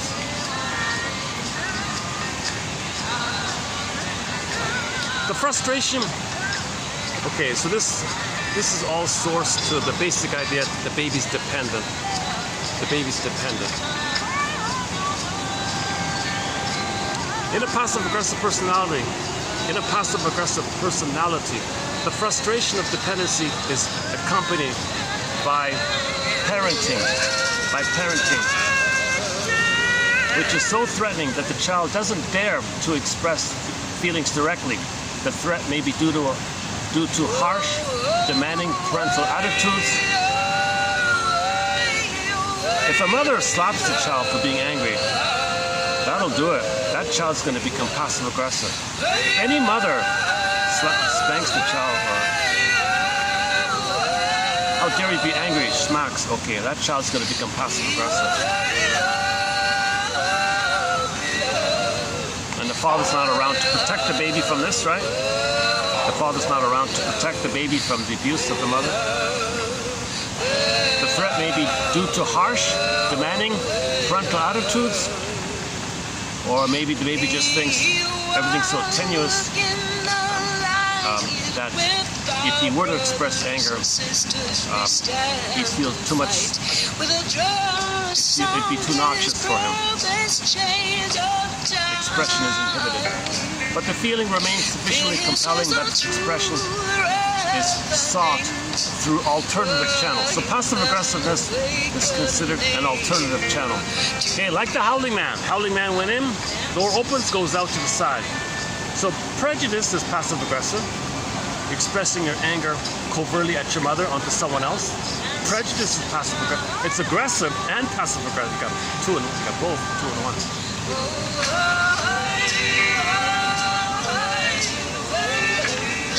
This is the longest I've ever played a song in a video.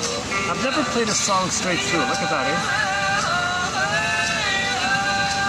This must be, maybe this is some, really, maybe this chant is a very ancient chant or something. And maybe she saved an old famous chant or something.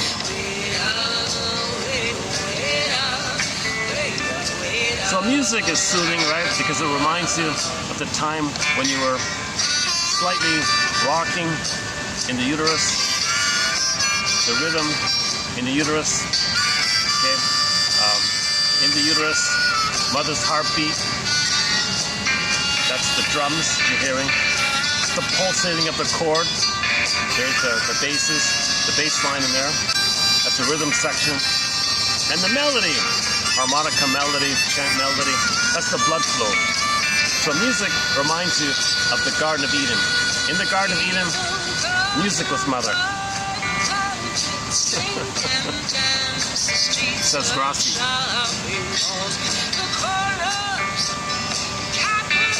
Grassi, Grassi from Argentina. Where are we here?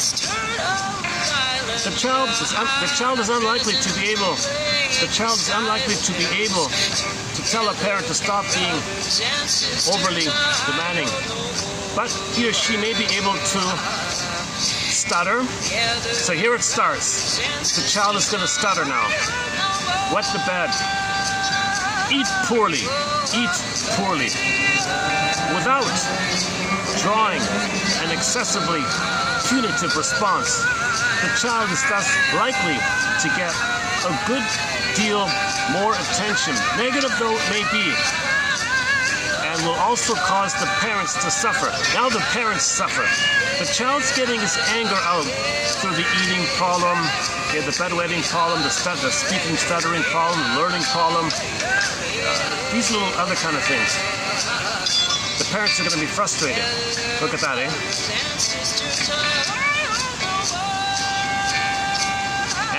And the child does not have to take responsibility for this. The child has immunity. Like the child is not going to be called out on it. He'll be punished, but you can't really blame the child anymore. That's what he's learning. That's what the parents are teaching him, to express anger in covert ways, and you can't be called out on it. How do you punish a baby if he's bedwetting? Some parents might do it. Some other, it'll come out, he'll get a disease, he'll get sick in the hospital, and the parent's going to suffer. Unfortunately, the choice of such an approach is likely to provide the child. Now this sets it up for the child. He learned something. He created a template, a survival template here. If this, unfortunately, the choice of such an approach by the child is likely to provide the child with a history of failure experiences and serve to exaggerate the deficit in self-esteem, which has already been initiated by the early failures of the infant to have his needs met. So if the child has to do these kind of things, that's going to be a pattern. It's going to be second nature. So he'll grow up frustrating others, annoying others. Even though it's hurting himself, he's frustrating others. He's still in that frozen place where he's expressing his anger in a sneaky, covert way. Like the poor baby wets. Well, they argue the bedwetting is one version. Maybe he's getting a nightmare, and maybe he's getting a nightmare, he's scared, and he wets the bed like that. The stuttering one I can understand. Not paying attention to school, getting sick, I can understand. The stuttering, like those kind of things. So maybe kind of problematic things that are going on with the child. That's actually the anger leaking out in some kind of covert way. If that's going on in the childhood home, then when he leaves the home, when he relates to others, okay, he's gonna prod others and frustrate others the way he did so with his parents originally.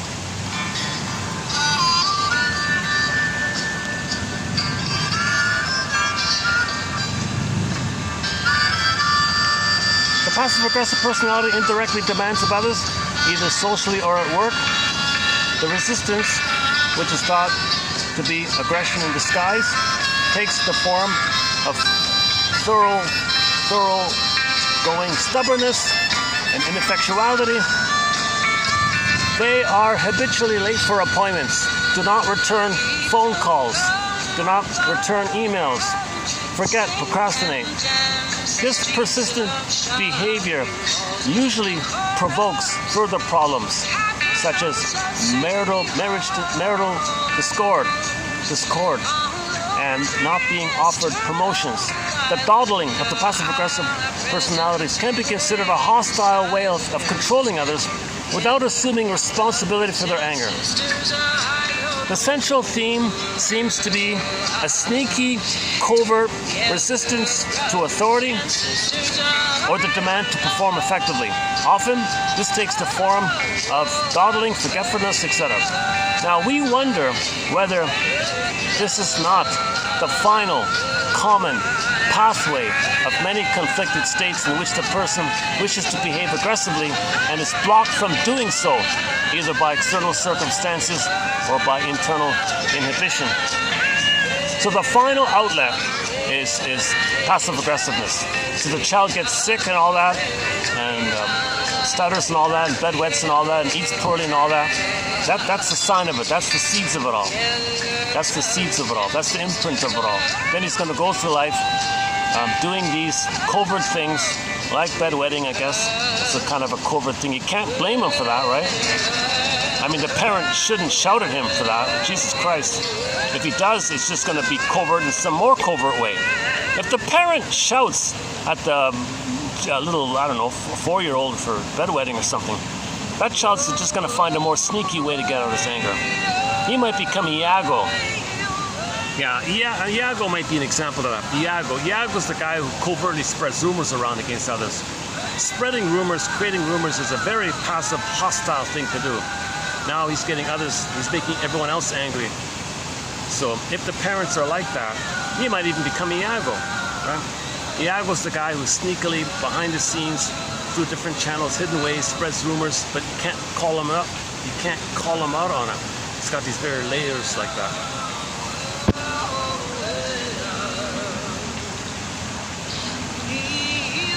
Passive-aggressive men are characterized by lying, ambiguity, fostering chaos, fears of intimacy. It's consciously designed to be blameless, defeating, frustrating. Now, because blaming someone for benign mistakes feels cruel, we end up blaming ourselves. What makes this personality confusing is not his passive, coaxing, elusive, but also aggressively resistant to you, to intimacy. What makes his personality confusing is that he is passive, coaxing, elusive, but also aggressively resistant to you, to intimacy, to connection, to authenticity, to mutuality, to reason, to responsibility.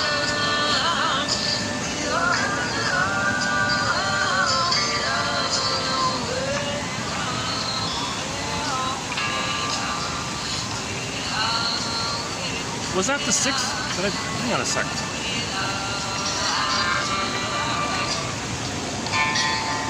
Okay, so we did 19. We did the 18. We did the 17. Oh yeah, we did the 16. And there's the 20. Oh, we did it all, yeah. 1, 2, 3, 4, 5. Did I say 6? Oh, this is 5. Oh, sorry. Okay, so I've zipped. So I've done a sort of a survey. And I've skimmed the 5 parts. Coming up will be a 6th part. Yeah, okay. Good correction there.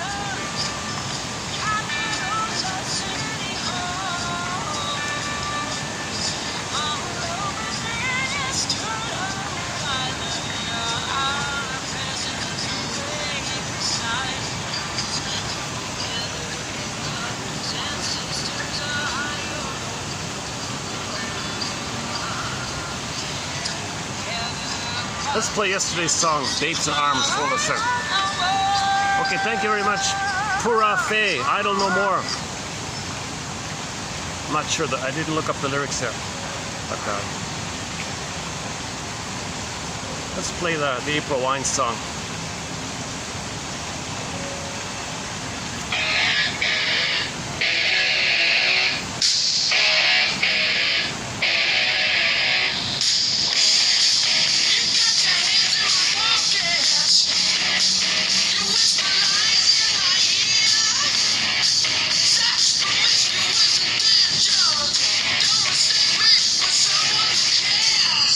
So the source point of all this is the name of this song, Babes in Arms. Babies, when babies are in their mother's arms.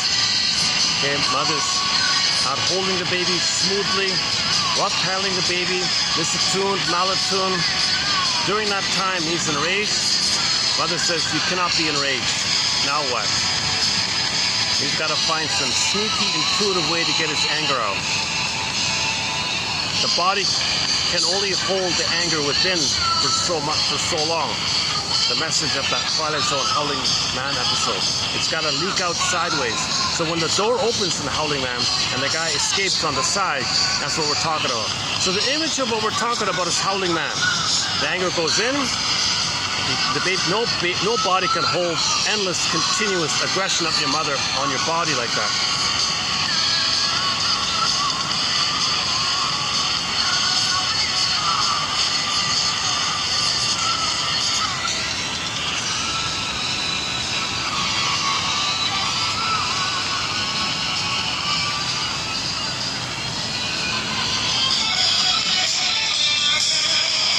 Well, one bird is being aggressive towards the other one.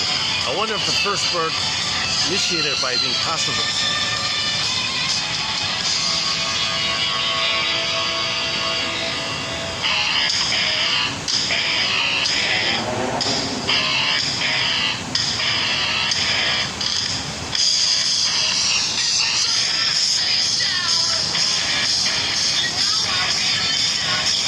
He's talking about all the confusing feelings, the roller coaster feelings that are coming up from the nursery time.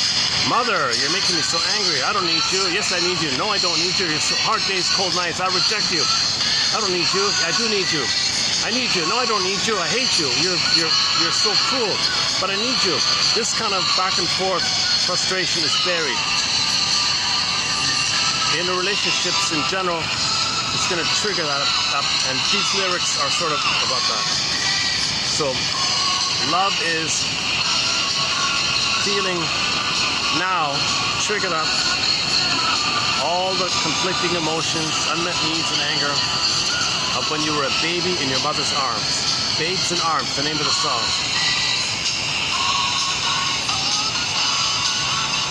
There is something we can do. There is something we can do. Okay? It's called psycho. It's called know thyself. Know thyself. There is something we can do. We can study this stuff. One professor said that the humanities and the arts and the social sciences and humanities and arts need to be more focused on trauma studies. We need more traumatologists. We're homotraumicus, so why aren't we studying ourselves? Studying trauma is studying ourselves, it's healing ourselves. So there's something we can do. Actually, one guy is the opinion that if we don't develop self-awareness, then on a broad, let's see if I can take that one up. We may, I'm not sure, we may or may not have quotes from a book called Bread and Circuses. A professor from Indiana put out a book, I don't know, 10 years ago or something. It was a bit of a hit, I noticed, called Bread and Circuses. Oh, here it is here. The phrase, panem et circenses. Is that right? The phrase, quote, panem et circenses. Okay, translation, bread and circuses comes from Mr. Juvenal's 10th satire. So apparently in the Roman days or something, there was some comedian guy, a satirist kind of guy, a satirist, right? A guy who wrote satirical material.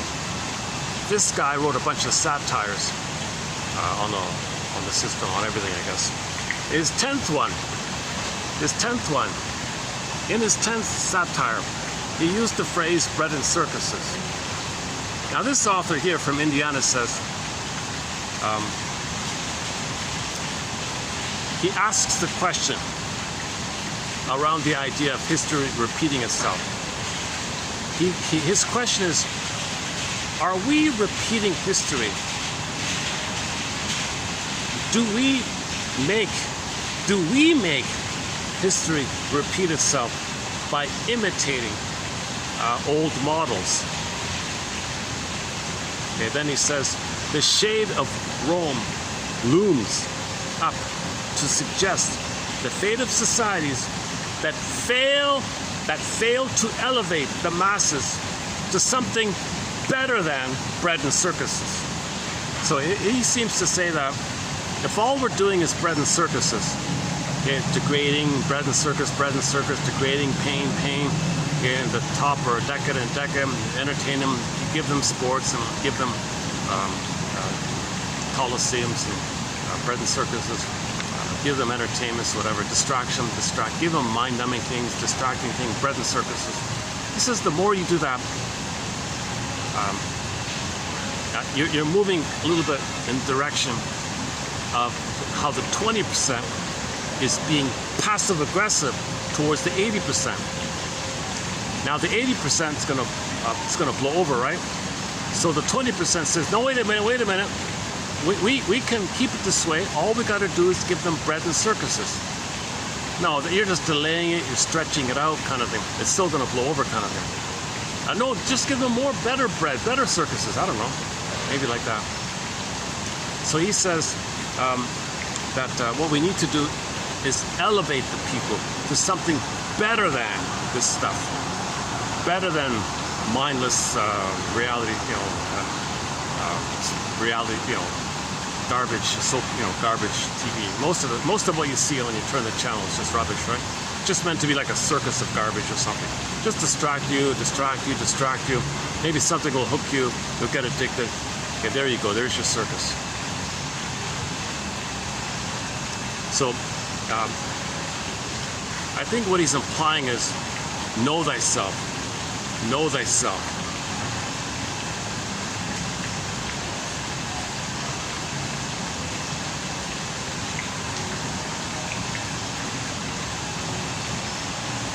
So a good place to start is Masterson. I think Masterson's a good place to start. The Search for the Real Self. Karen Horney's book, Our Inner Conflicts, or Neurosis and Human Growth. Burglar's a little more difficult, but I would at some point see if you can get into Burglar's work. Janoff, I think Janoff is good material. Arthur Janoff. Grotstein, Ogden. Althea Horner's pretty clear. Althea Horner. That one by Dorothea MacArthur about growing up, the maturation one. Now, or another option is 1001 Women's the Mind. So there are 10,000 quotes from all over the place that are clear, not too short, not too long, manageable sizes like that. This is pretty typical like this. And then with the hope being that 1 out of 10. Don't worry, I'm not passive aggressive by spewing out convoluted jargon. I'm only going to choose jargon if it's kind of clear. So I have no passive aggressive intention behind this. I want to be helpful and clear.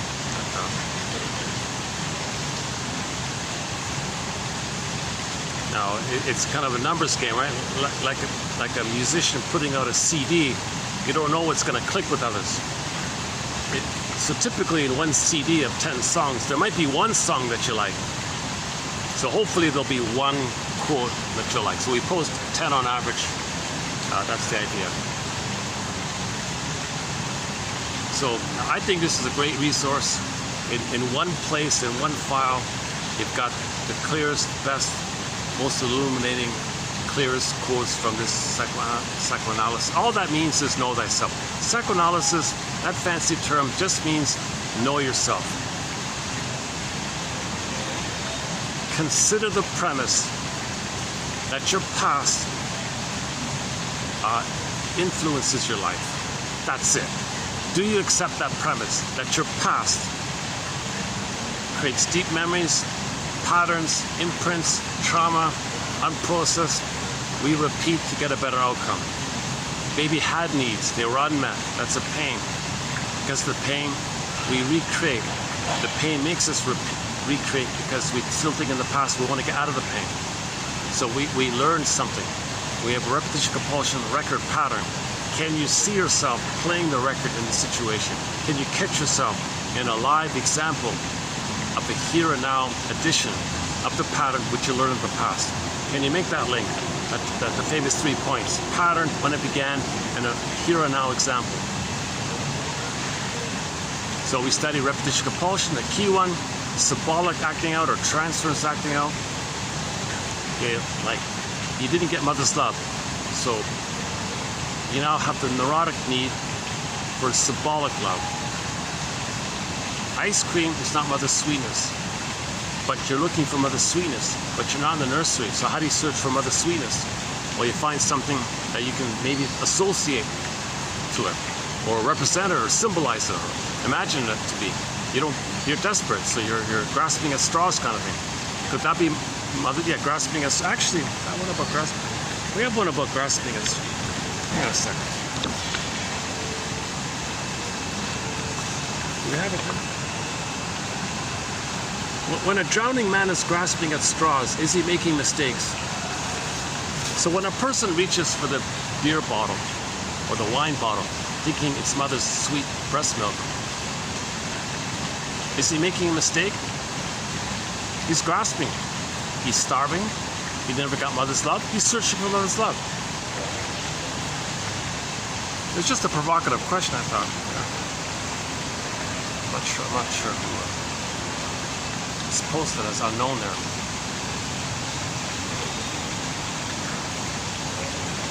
Okay, so when real needs are not met, how do you develop? Everything's frozen. You need your needs to be met to resume development, to have your beings, to have your embodiment, but your embodiment froze. Pain, psychic pain, numbed over. Pain, numb, pain, trance. You want to get out of this mess. Repetition compulsion. The amygdala doesn't know time, so you're searching for mother's love again. But there is time. Conflict. It happened. You're in pain. But you're going to be rejected again. Now it's masochistic. Now the rejection is the hope to the mother. So now you create rejections to maintain your hope with the mother. Dysfunction means the tie to the mother, your hope with the mother. Protect, trying to win mother's love like that. We have this relentless, unreal hope that by being dysfunctional and repeating the trauma with the mother with others, that somehow magically mother will change her ways, a magical time machine will appear, and we'll get mother's love. So in the process to keep this hope, this pathological hope, this unrealistic hope, this unreal hope, well, what do you do in the present? You're not in a nursery, but you got to reach for mother's sweetness and comfort and all that. Well, what about the sweetness of mother's comfort and her being sweet and tender and soft? Well, ice cream. That doesn't work. We associate it a little bit, so you think in terms of associations. The fluid, the breast milk, missing. Powder stuff was used. The toxic powder stuff was used. The highly concentrated sugar chemicals. It's not the real thing. It's not linked to a loving mother. It's in a plastic bottle like that. Jesus Christ, what a rejection. Well, how do you search and get rejected again? So ice cream is a search, rejection. Okay, wine is a search and rejection. What about material matter, like material things, like buying stuff, shopping? Is that like mother, material, matter, mother, all kind of linked like that?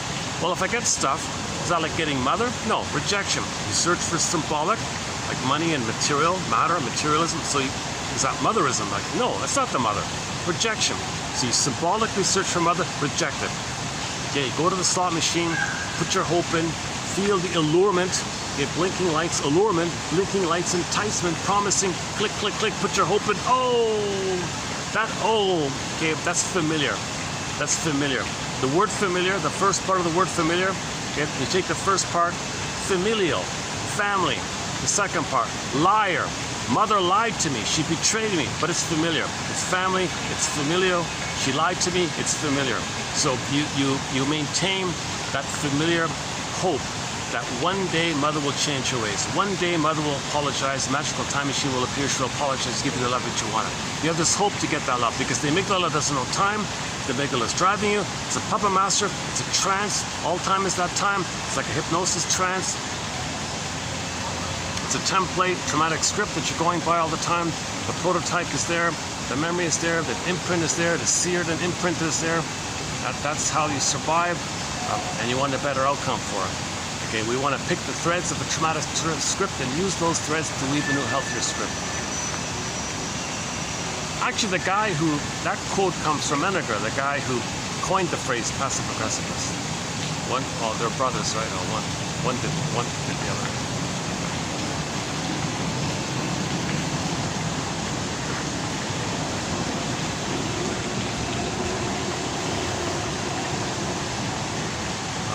Where are we here? Yeah, so there's different versions of this. Okay, I'm calling it the someday thing.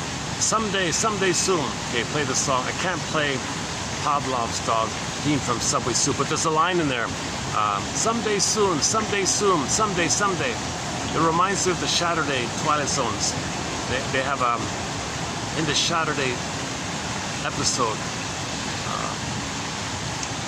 In the Twilight Zone episode entitled Saturday, based on an old book called Saturday, the original author, described the healing journey sort of in 7 parts, and he named those 7 parts after the days of the week. Okay. Someday, Monday, Tuesday, Someday, Monday, Tuesday, Wounds Day, Thorn Day, Free Day, Saturday, the false self, the illusion of the unrealistic beliefs, the false beliefs, all shattered. Your false self shattered. He means it like that. And the story only shows you sort of the end of it all, the Saturday one. They don't show you the build up to it. But the first part was the someday. So the someday is we got to face these someday beliefs. We got to confront these someday beliefs. Someday repeating will change the past? No.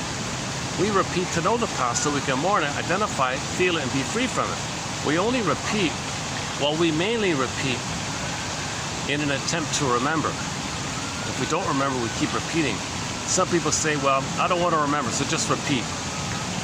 Okay, I guess so. But the main thing is we repeat in an attempt to remember. We're trying to remember. The system seeks healing. So if we can repeat, make the imprints, and now remember what we couldn't know, and then we're healing like that. That's not going to work. You can have 20 lifetimes repeating it. Now, when we repeat, there's 2 versions. The more perverse, disturbed way, called identification with the aggressor, where the baby becomes the mother shaming himself. That's repression. The soul is repressed to not be aware that he's rejecting himself. Okay, he's going to see himself onto others and reject them to repress that is within. Then flip-flop, do the fusion, hocus-pocus, auto-hypnosis. At the same time, simultaneously, the one he's shaming, he thinks is the mother who hurts him. Now he expresses his anger at the mother, the person he just shamed, who first just played him. So, what's that? Oh, I got a party of people just sitting right in front of me here. Let me make an adjustment here. Let's go upstairs. Yeah, hold on. Give me 5 minutes to change locations here.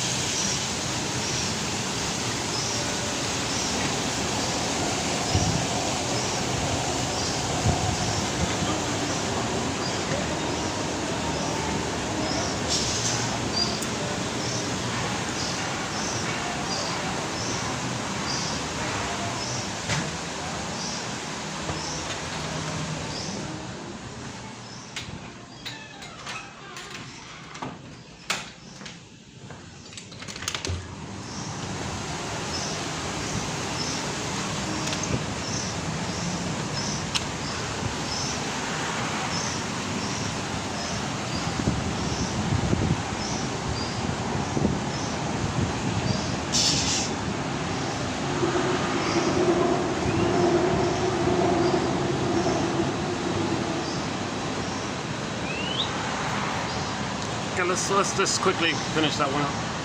But someday soon. So we gotta face these someday ideas.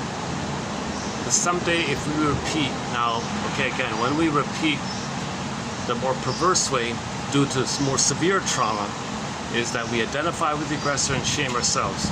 That means our soul is repressed. Then we project our soul onto others and reject others to make us unaware that we're rejecting ourselves. Then the one we just shamed, who played us, poof, you think is your mother simultaneously, and now you hate and express your anger at the one you just shamed. And that's the door coming out. Howling man goes to the side. It's aggressive and passive aggressive. It's aggressive because you're aggressive towards the innocent person, and you're passive aggressive because that's not your mother. Some people call it pseudo-aggression, I don't know.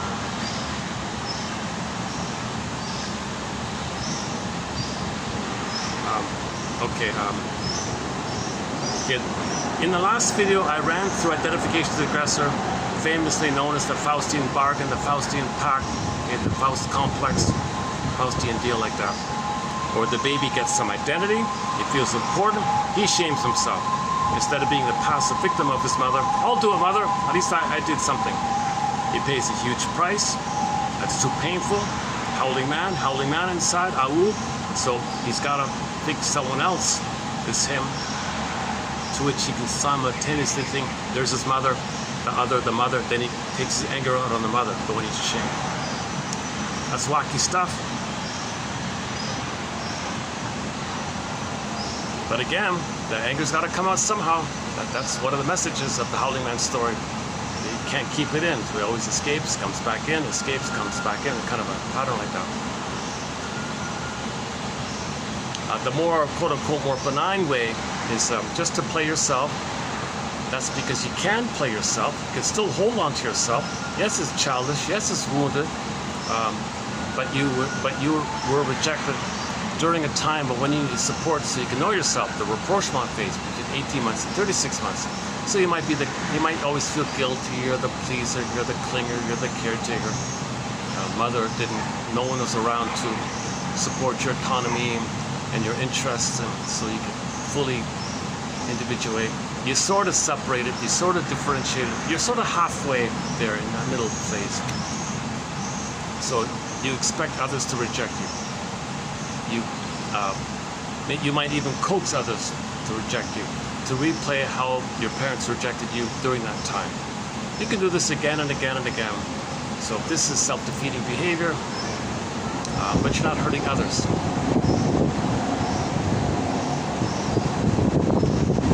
So I think that's number 4. In the list of 5, I think that's number 4. The more perverse stuff is when you hurt others. I think that should be number 5. So, in identification with the aggressor, they forget about human development. I mean, they forget about the quote-unquote human side of being human. Love and gratitude and affection have not entered into the psychological picture. They're still in the early stage of entitlement, called the entitlement personality, or the narcissistic personality, or the narcissistic portion of one of the sticker personality patterns that develop when there's trauma prior to 18 months. Okay, the various narcissistic types. Okay. Like the over cookie cutter ones that we know about all the time. But you've also got some kind of like, I guess, introverted versions. The voyeur, the clingy vine, the waif, the passive-aggressive narcissist. Then you got the overt kind of, what do you call it? Oh, they had a phrase for it. What was it called again? Well, I've just been using the cookie, like the dime a dozen, exhibitionistic, overt. They openly say, I don't care about you, it's all about me, I'm important, like that kind of overt one.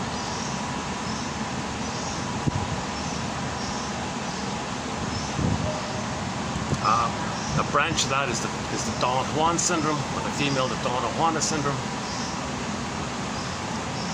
But then you got trauma more earlier on, that you got the bully pattern, and related to the bully pattern, Iago pattern as well. So for them, having think that beingness, they forget about it. All they care about is the survival of shaming others who have their beingness because they're tied to mother. They're clingingly tied to the traumatic mother and they're imitating her. So things like affection and tenderness and trust, that's like a luxury that's beyond their imagination in a way.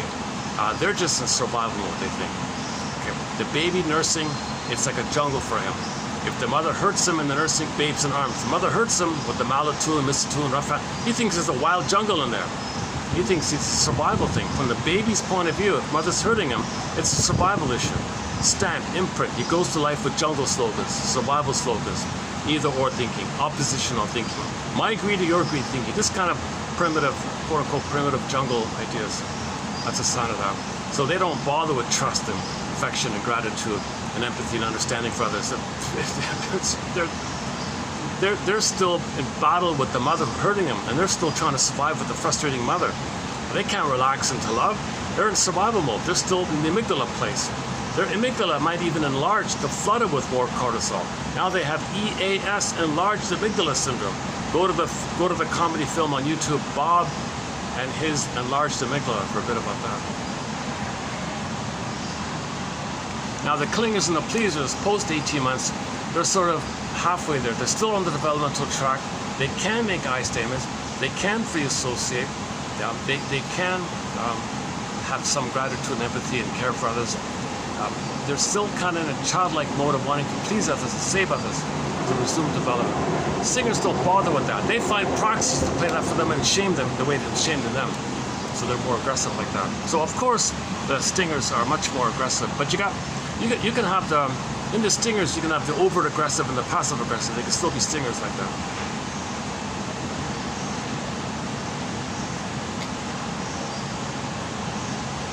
In the clingers, they may be passive aggressive under immense stress or as part of the strategy.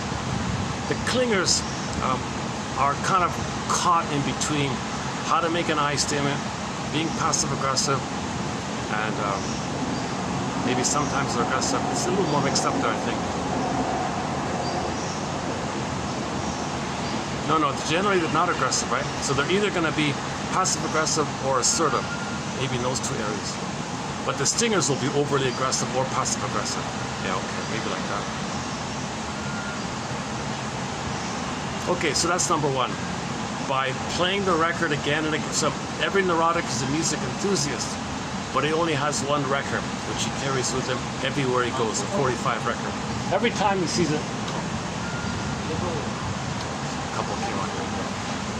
So somebody followed me.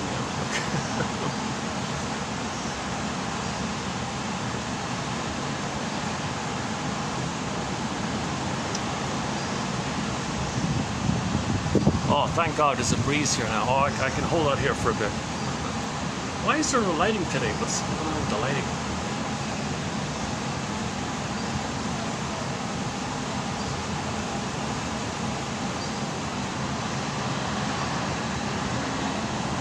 Is this chair better? Hold on a second.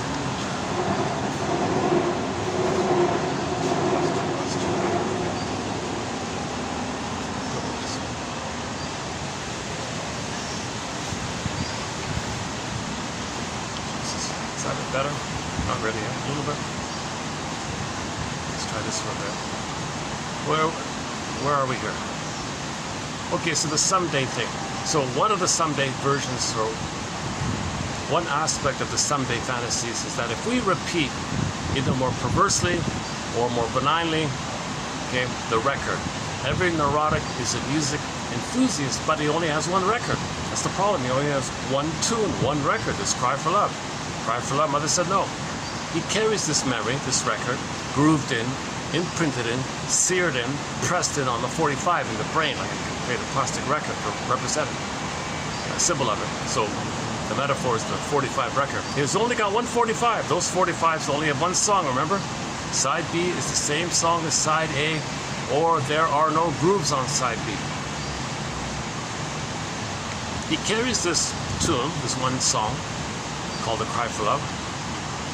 Everywhere he goes, every time he sees a turntable with never-ending fiery ardor, burglar says, he spins he plays that one only tune of his. He plays that one only 45 of his. Now when he plays the 45 in the present, past to the present, the 45 is the pressing of the past. He trances the present. The present is going to replay the past. The present is called the presenting past. Due to this compulsion to repeat, due to the pain of the past, okay, we transfer that imprint to the present and recreate what's on the imprint, what's on the script, what's the schema, what's the script. We transfer the script to the present, follow the script, and recreate a melodrama, a version of that past, new edition of the past, they call it. Okay. So if he identified with the aggressor, he plays the aggressor, others play him. He sees others as him wanting love. You want love, you're crying for love, you're such a fool, I reject you. That's what happened to him. He became the aggressor to deny him and make him unaware that that's what happened to him. That's what his mother did to him. Because he's become the mother does that to him, but doesn't want to feel it. So find proxies to play him and he shames them. Then poof, the one he just shamed is the mother. Now he expresses anger at his mother. Wow. He can have 20 lifetimes doing this. It's not going to change. It's not going to heal him. He may get some momentary moments of pleasure. Like the passive-aggressive person, he may feel like momentary, secondary gain, superficial, perverse pleasure called shadow fighter for the moment, but he's never truly healed by this. Libby Russell says you can have 20 lifetimes shaming others because your mother shamed you. It's not going to work. It's not going to heal your past. No magical time machine. You're not going to go back in the time machine to the nursery. Your mother's going to say, oh, I saw that. I'm sorry. Let me do it right this time. It's not going to happen. But you have this someday hope that something like that could happen. You have this someday hope that you're still going to receive mother's love. You still have this. In the twilight zone, they say, isn't it bittersweet that you have that kind of hope? Isn't it bittersweet that you think that your mother, who might be long gone, who's 6 feet under or something, and all you got is a memory of her? Isn't it bittersweet that you're trying to win love from this memory of her? There's no actual mother. You're trying to please this ghost of her or something like that? Isn't it bittersweet that you're justifying yourself to this memory of her, that you're still trying to please this memory of her? How loyal you are to her? Isn't it bittersweet like that, they say? Jesus Christ. So you got this someday hope that you're going to please the memory of your mother. Really? You're going to please the memory of your mother? And somehow magically your mother's going to be exhumed from the dead, take you back in the past and change all that? So you got to face these kind of fantasies. The number 2 common one is the ice cream stuff and the beer and the wine and the casino and the money and the material. So that now enter the oral greed, self-devouring society. So you look for mother's love, the trauma's still there. Repeat, gobble more. Okay. Like grab mother more, siphon others more. Okay. Everybody's symbolic breath, suck them, try, siphon them. Okay, gobble up, try to get greedy. So oral greed, they call babies an oral. Baby only had a need at first, but it ended up as oral greed. So now you're in the greed place. So be greedy, doesn't work, trauma's still there. Trauma means repeat. Be greedy, trauma's still there, pain is still there, repeat. Greedy. So in this greedy, now you're in this devouring, ravenous up the tricks. Joy harjo, ravenous up the tricks. Okay, now you're going to now enter a self-devouring society. Now we're plundering the planet, pillaging the planet, greedily like this, thinking each round of gobbling is somehow going to mean we receive mother's love back in the nursery. We're blindly, compulsively gobbling up the planet like this.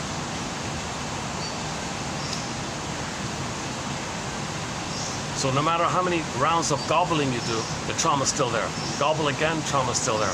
Now, people who are wealthy, they've gobbled so much, and it never worked. It may lead to ennui. See, at least with the gobbling, with the pillaging, the gobbling, it kind of had like a hope. And the 20% tend to feel maybe the higher level of the 20%, the top of the 20%, they typically feel ennui. They got it all. They gobbled it all. They own billions or whatever, trillions, I don't know. They own all this stuff. And they go, gee, it didn't work. While I was gobbling, I had the hope I'd receive mother's love. But I've gobbled and gobbled. I've got 100 castles. I've got 100, you name it, fill in the blank. They've got all this stuff. How many more how many more Ferraris do they need to buy? They can buy as many as they want or something.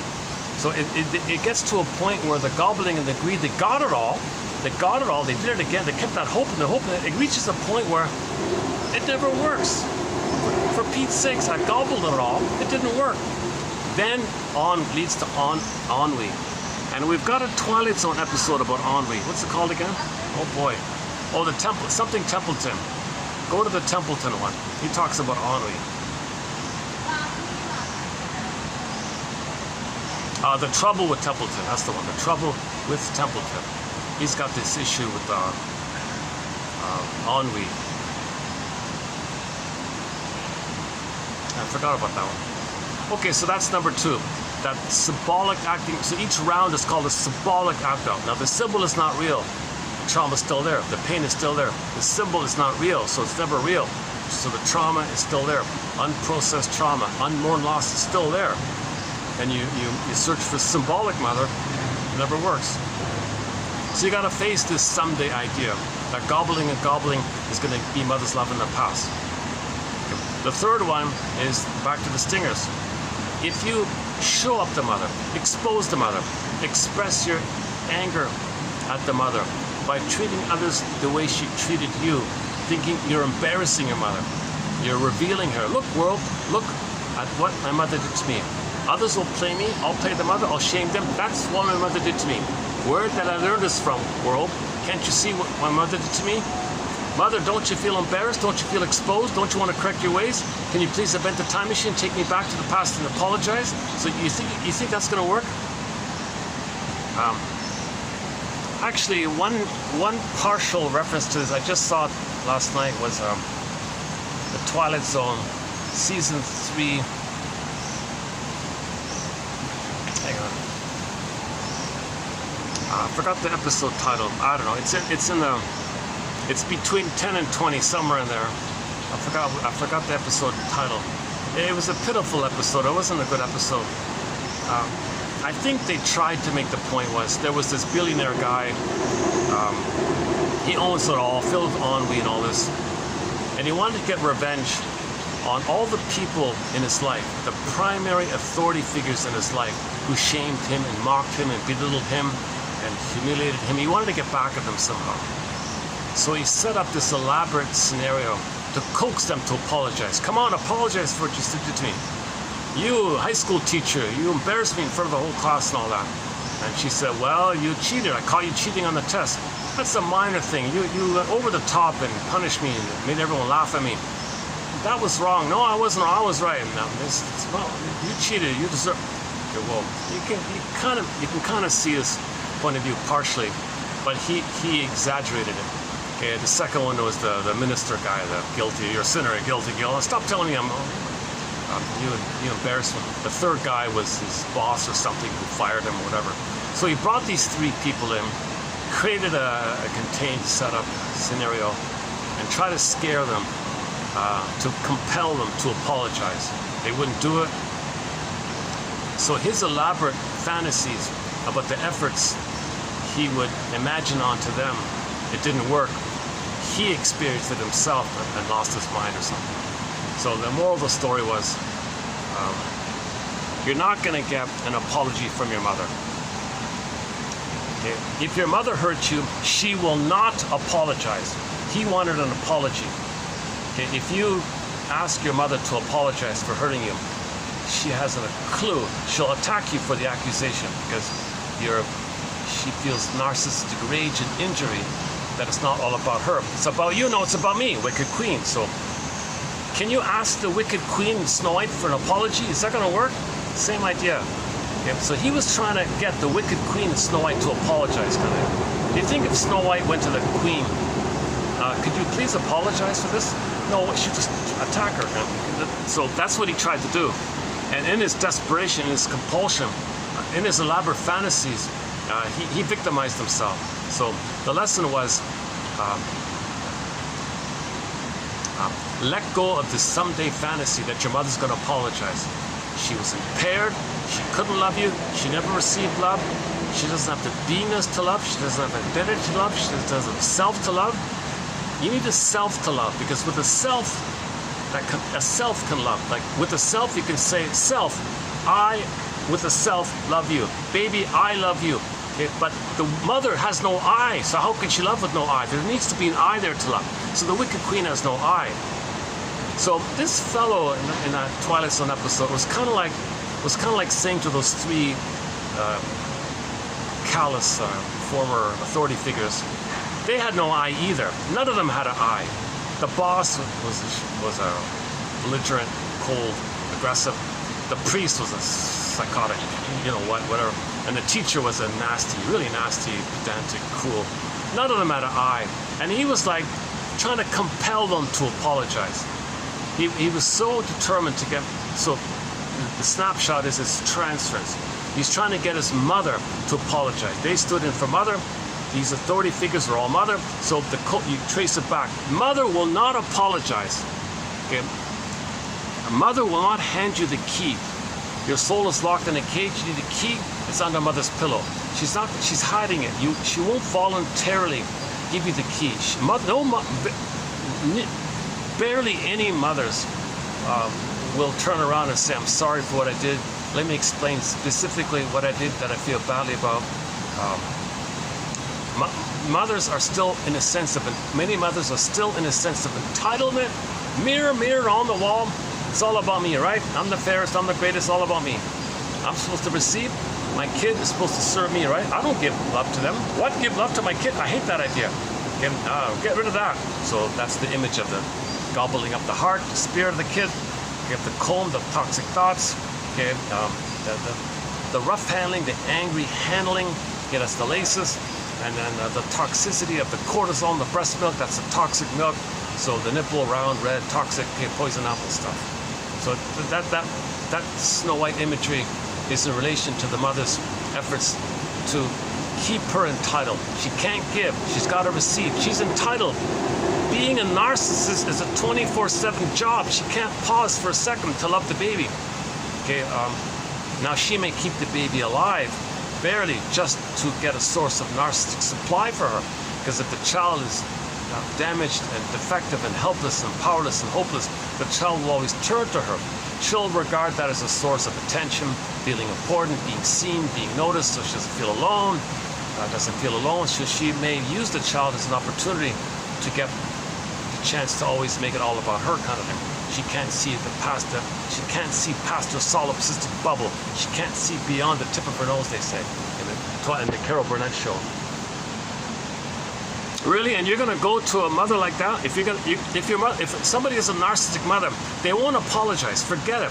That show, The Twilight Zone, I saw yesterday, I forgot what it's called. Jeepers Christ. It's about a guy. He's a multi-billionaire, whatever. It's season 3 of the original one. It's somewhere between season 10 and 20. It's about the guy who builds the shelter.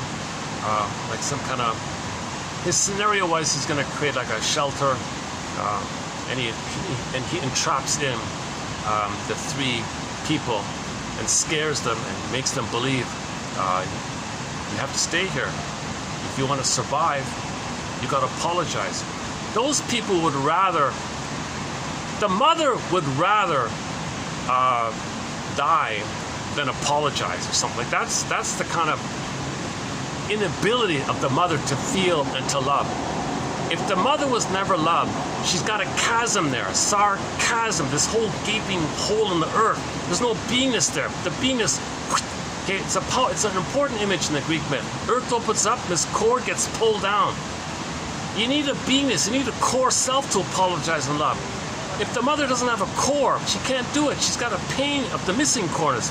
And you want to go to a mother with a core emptiness to apologize? She doesn't have the beingness to apologize. And you're trying a desperate, elaborate effort to coax her to do so. The mother, it's too much pain. I think that's the, I wasn't going to mention that episode. I wasn't going to bother mentioning it. But I was trying to figure out the psychological message of it. I think that's basically it right there. Okay, related to it is the other Twilight Zone episode, the closing narration to one life furnished in emotional poverty, the bittersweet one. So this is quickly about a guy who does a time travel thing, goes back to his childhood to see what all happened. So it starts off, the closing narration starts off with, isn't it bittersweet that you're trying to save, that you're trying to justify yourself to some memory in your mind when your mother's long gone? Okay, let's say she's alive. Fine, let's say she's alive. Let's say you call her. Will she tell you? Will she remember? No way, not a chance. 99.9% won't apologize. If parents don't do any know thyself, self-reflection, if they're too busy planning their amusements, their circuses, what circus are we going to watch tomorrow? And what circus are we going to watch ourselves next time? What fancy bread are we going to, what fancy food are we going to buy? And what circus, if all they're doing is bread and circuses, and they have no self-introspection, it's not going to work.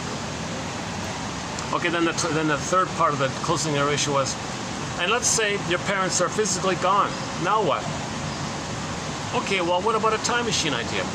Let's say you could travel back in the past and observe your childhood. So that's what the episode was about. He went into a time machine, he traveled back in the past, saw his childhood.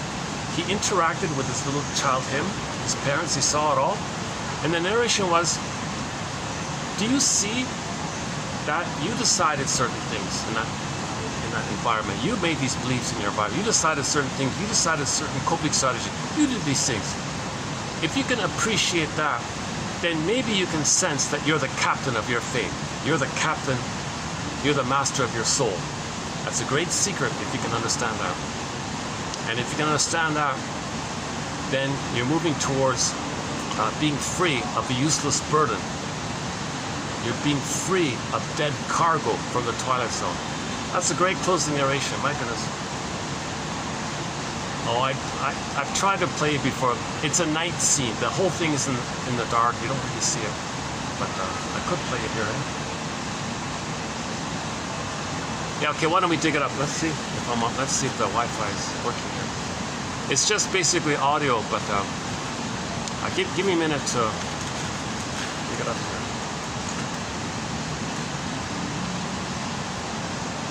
Okay, hold on a second.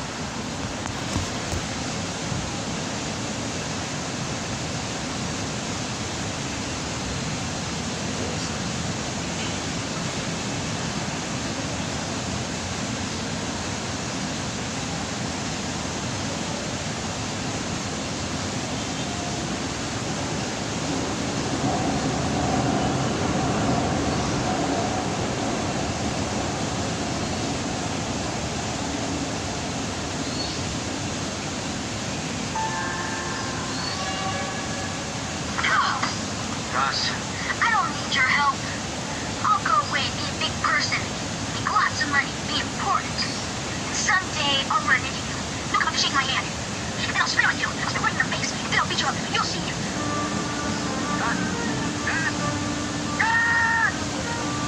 Okay, hang on. Remember now, Mr. Rosenthal. Remember when I left me? It wasn't them. It wasn't any of them. It was Mr. Rosenthal. Hang on. Okay, so it's coming up. Let's see. It was me.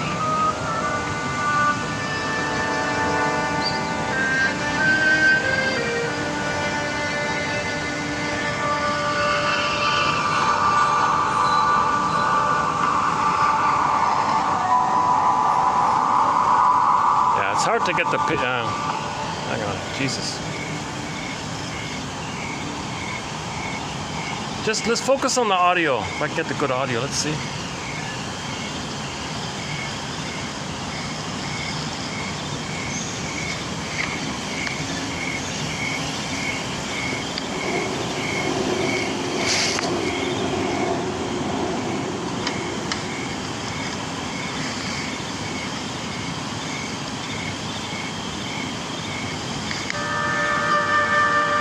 There we go.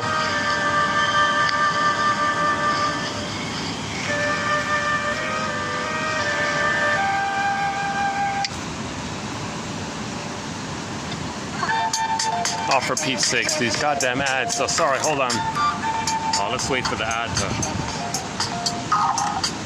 We can take that ridge. We can. And we will. What's going on, everyone? Welcome back to another episode of Unpopular. Hey guys, I am going to be talking about the greatest comedy movie that you've never heard of. Guys, today I'm going to be reviewing the movie. How the hell did we get all these goddamn ads? My goodness, what happened? Okay, let's try again.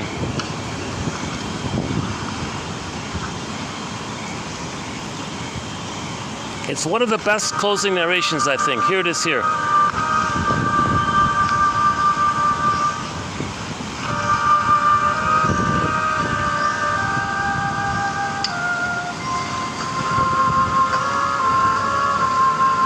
It's rather bittersweet how we spend so much time trying to justify ourselves to the shadows of those who are long gone.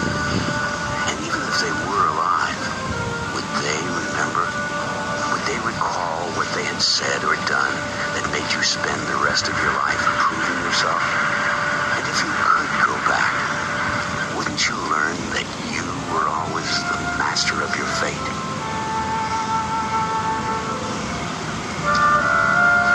Where'd you, pal? To the airport. Jack? You're Jack Wilden. Yeah. You know me? No. Not anymore. And if you learned that great truth, wouldn't it free you of a useless burden? Dead cargo from the Twilight Zone. So anyways, look up the Twilight Zone. Season 1, episode 27, One Life Furnished in Early Emotional Poverty. It's not really a great episode. The actor didn't do it. The actor wasn't very...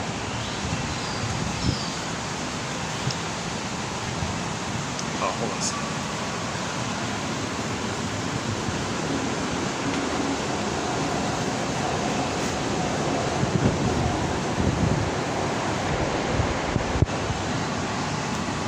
And then follow that up with Gabe's story, which is an excellent episode. The best episode so far that I've come across is called Gabe's Story. About the whole issue of the script, the traumatic script. Grabbing the pen from the puppet master and writing your own script, that one there. That's a very good one. Gabe's Story. Okay, so those are the three main someday ideas. Someday, repeating the record. You're gonna magically change your childhood experience. No, it happened. It's recorded. The imprint's there. The neural wiring is there. You're just recreating it. You're kind of entrenching it, recreating it, intention. Without consciousness, it's you're just still there.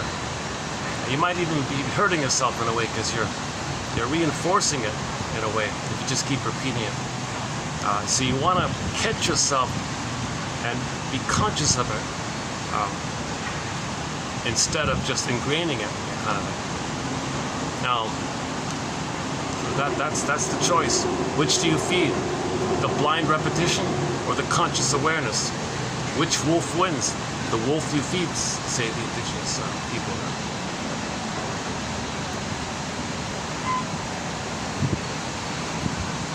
Okay, so Twilight Zone helps to raise consciousness. The Twilight Zone, Route 66. I would say some of those have-will travel shows with Paladin. It's a little bit. It's sort of a thinking man's show as well. Okay, let's move on to so that's someday, the moan day. So I think the idea is that now you're going to feel a kind of a moan. Oh my God! Now that's your first feeling. It's a moan. It's a visceral feeling. It's a moan. It's an ache. So your first feelings are not feelings, they're sensations. Because the sensation. See, passive-aggressive people don't even have the sensations of anger.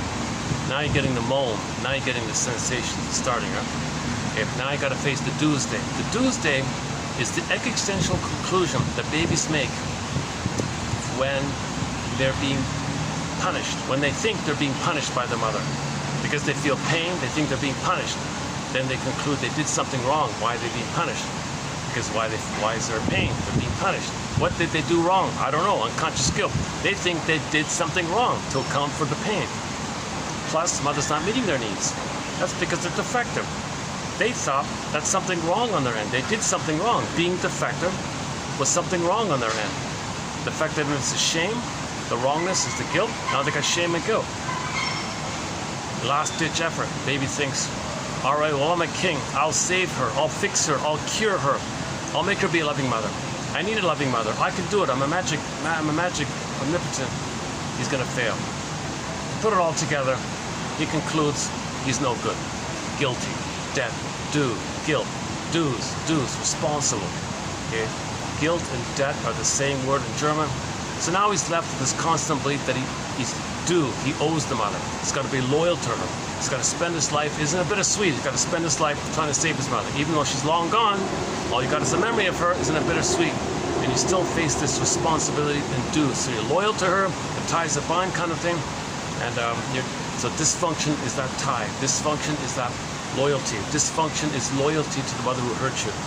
Why are we still trying to change a mother who cannot love? She's not even around. She never could love. She didn't change. She never apologized. She won't apologize. Yeah, I like that Twilight Zone episode. He was desperate to get his mother. That Twilight Zone I was talking about earlier. That's the extremist of the most extreme conclusion of any case scenario a man can think of to compel the parents to apologize. What else can a person do to coax their mother to apologize? The mother would rather be a goner than apologize because she can't. She can't, and you're forcing it. There's more pain, more denial, the more can'tness there is. So he tried to do some kind of sneaky way of persuading him in some other kind of way. So he spent millions of dollars in this very elaborate, maybe billions of dollars in this very elaborate setup to get these three people standing in for the mother to apologize. Interesting, yeah. Maybe that is a good episode.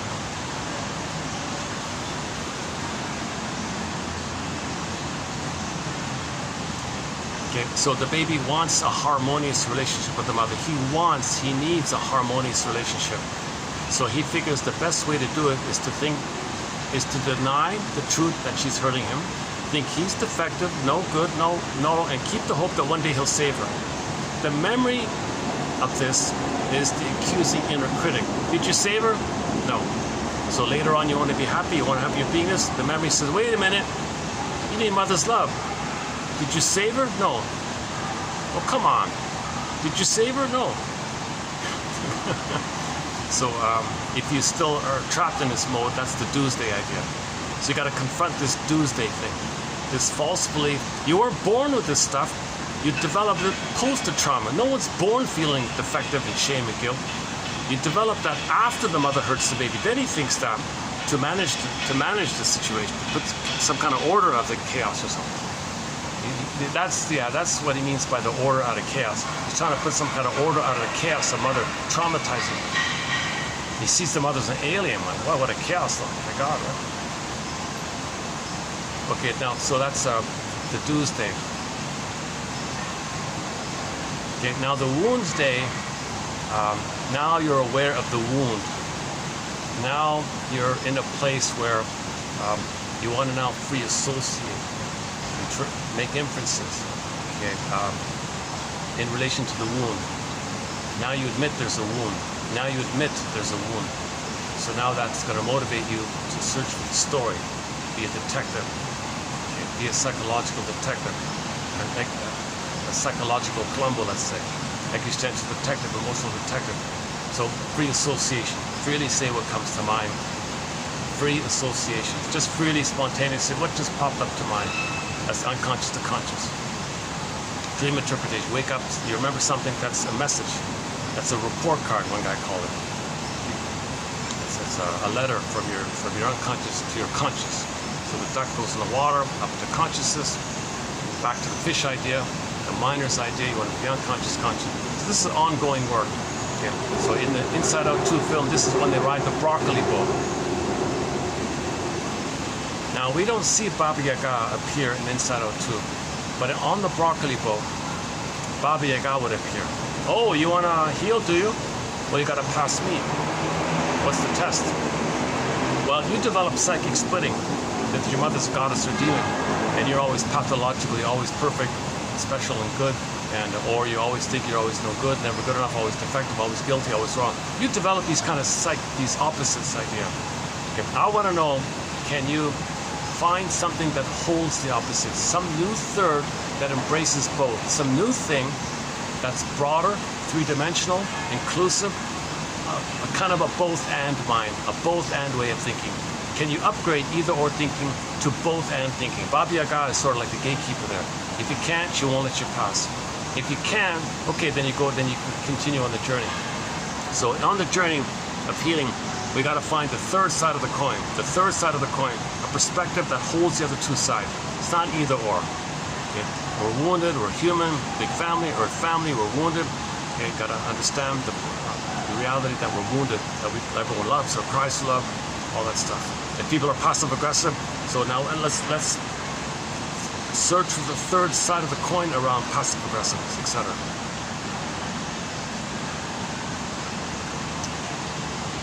Now in Inside Out 2, although we don't see Baba Yaga, we sort of see what Riley's effort to do that.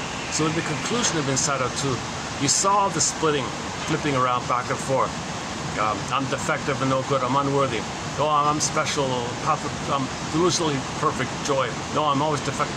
And you saw like the two, and you did the group hug thing, trying to hold the tension of the opposite, trying to hold it. Is it this, is it this? It's gotta be something else, something that includes both. What includes both? And then she held it, and poof, a new sense of self emerged. So you saw this little spirally, diamond-y kind of thing called the diamond.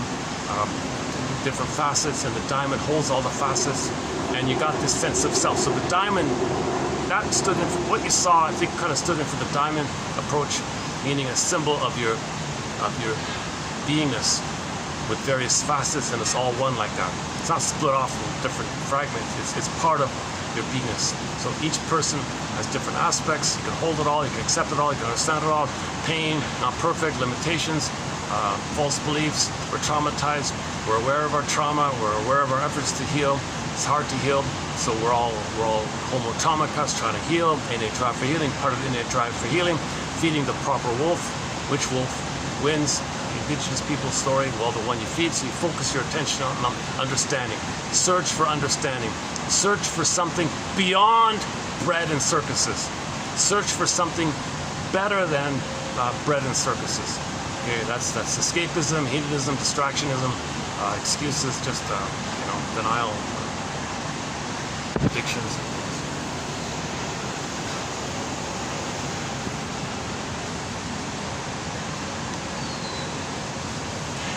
Okay, the other aspect of it is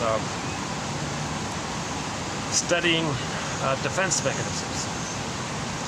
So the symbol is the rabbit, jumps around very trickstery like that.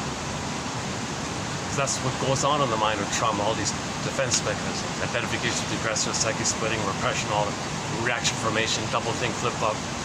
So passive aggressiveness. Passive aggressiveness is a very trickstery thing, obviously. Now if you do that, if you study the rabbit, the rabbit poofs to a duck. Now with the duck, you can swim in the water, unconscious, bring up the contents, bring it up to the air. Ducks can fly, ducks can swim, ducks can walk on land. So you want to go down, bring it up, and integrate it, and on the land you have your embodiment. So that's the duck idea. Now if you do the duck work, make the unconscious conscious, and then the duck poofs to an egg. Now you're moving towards your psychological birth when you got the egg. Now you're reclaiming your potential to be psychologically born, meaning individuated, have your beingness. Now in the egg, to get your beingness, the firebird flies out. That's the emotional knowing from the egg. That's one version of it.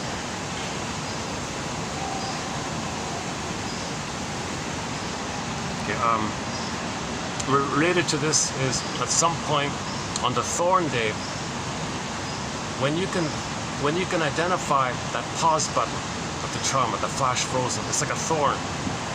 Nature will pull it. Nature will release it.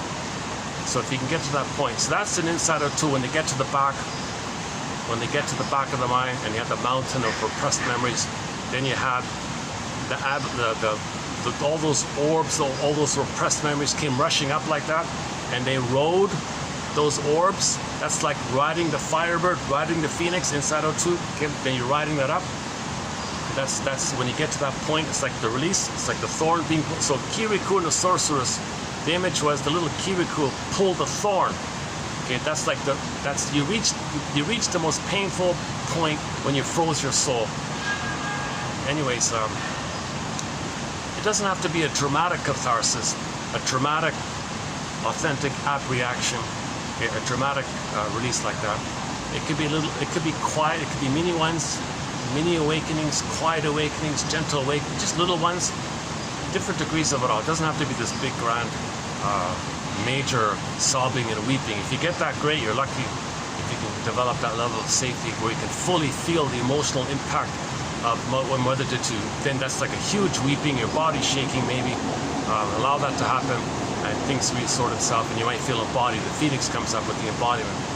I think very few people can experience that. There are stories about it, but in the meantime, I think generally it's just little awakenings, quiet awakenings, bit by bit kind of thing.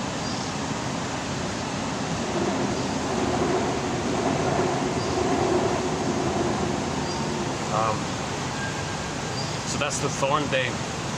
Now you're free. That's the free day. After the thorn, now you're free. Now when you're free, your beingness is there, your authentic self. So in the Saturday story, the authentic self occupied the condo. And the false self was outside in the hotel room trying to coax the authentic self to leave the condo. So the condo is the person, the house, the psyche, the mind, the person, the house. The condo is like the person. Who's going to be in the condo? Who's going to be inside the person? Authentic self or false self? True self or fake self? Okay, so the fake self finally got out and the true self came in. Now the fake self is they call it the weasel. Okay, and the authentic self said, no, you're the weasel. We did it your weaselly way. I'm going to stay here. The weasel tried to kick him out. It didn't work. So finally on Saturday, the weasel dissolved away. They showed her like glass shattering away, like a broken glass. It just dissolved away, disappeared away, poofed away. Because it was never real. It's an illusion. There's always an illusion. The false self is just an illusion that you're still a king and a god in the uterus. An illusion like that. You're not a king or a god in the uterus.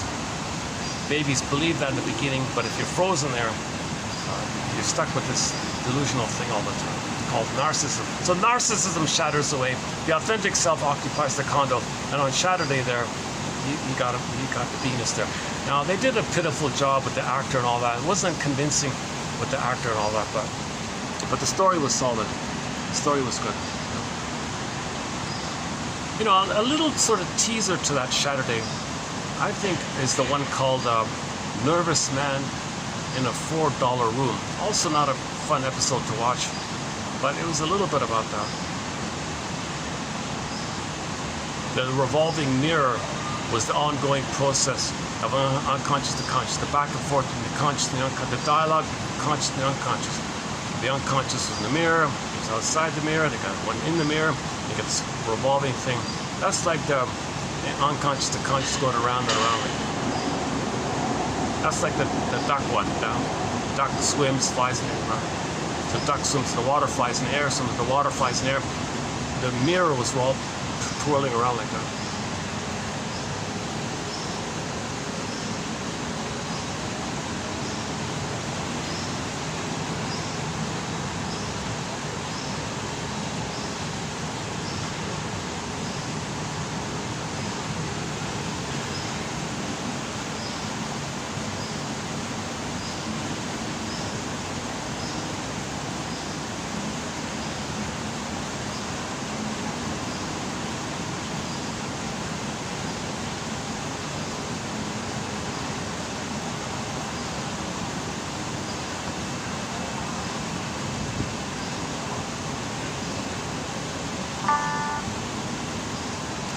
I'm looking for that Carl Sagan clip. Should we play the Carl Sagan? It's about 4 minutes long or 3 minutes long. Carl Sagan has a clip from the famous Cosmos series. Should we play it? Carl Sagan. It's called Reassuring Fable. Reassuring Fable. Is that it? 4 minutes long, yeah.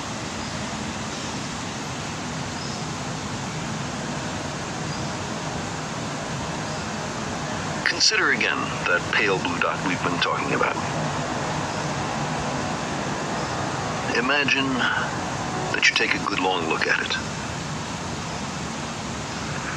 We choose to go to the moon in this decade. Hold on. Again? Okay. Consider again that pale blue dot we've been talking about. Imagine that you take a good long look at it. Imagine you're staring at the dot for any length of time. And then try to convince yourself that God created the whole universe for one of the 10 million or so species of life that inhabit that speck of dust.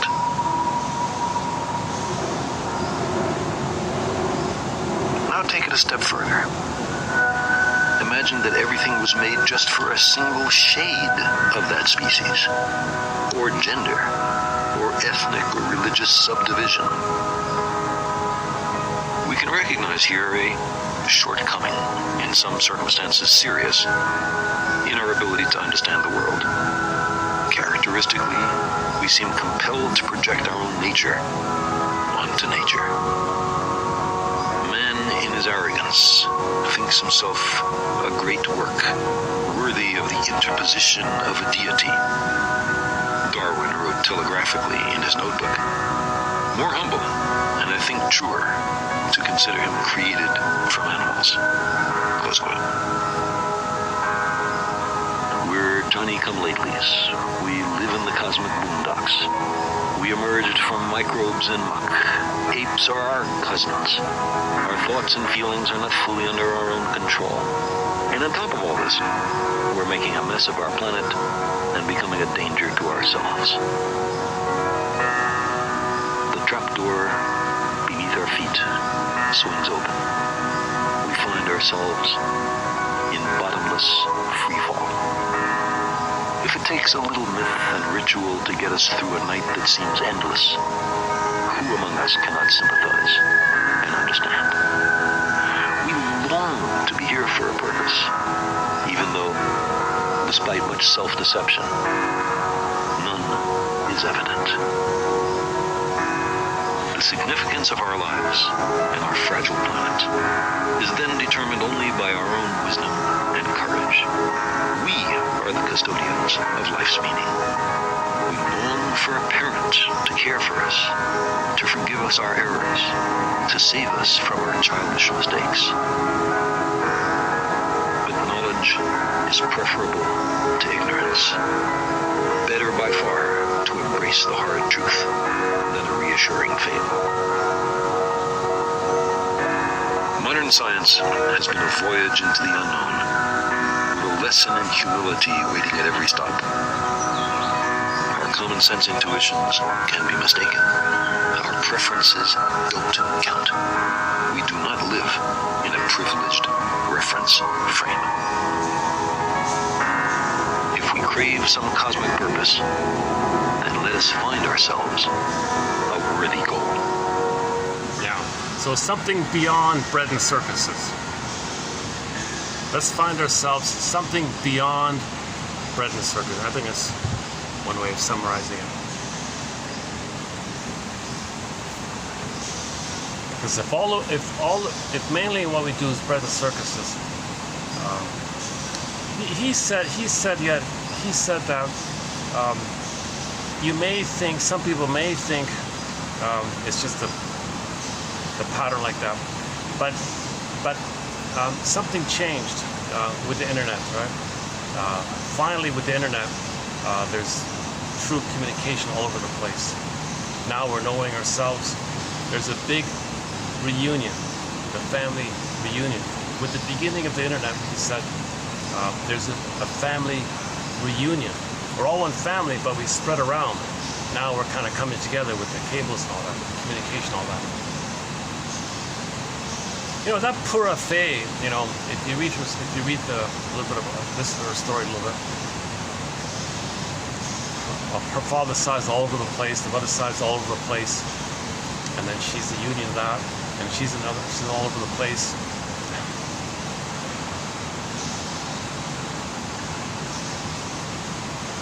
So the reality is we're one family, pale blue dot, little speck of dust kind of thing. Reality check, evolutionary gratitude. Took so long for everything to come here. unique situation. It might be that only one speck of dust is just the right spot in relation to a sun. Not too close, not too far, not too hot, not too cold. Just the right conditions for the chemistry to create water, microbes and muck, bacteria, cells. Somebody joked the cells were lonely for so long, so they won't. Only one hominid came on the scene that developed the cortex, that's us. But the confusing thing is, we traumatized ourselves. We became homo traumicus. Okay, somewhere between 5 and 10,000 years ago, depending on who you quote. I've been using 10,000. Star Trek says 6. I've seen others say 5. I've seen others say 7.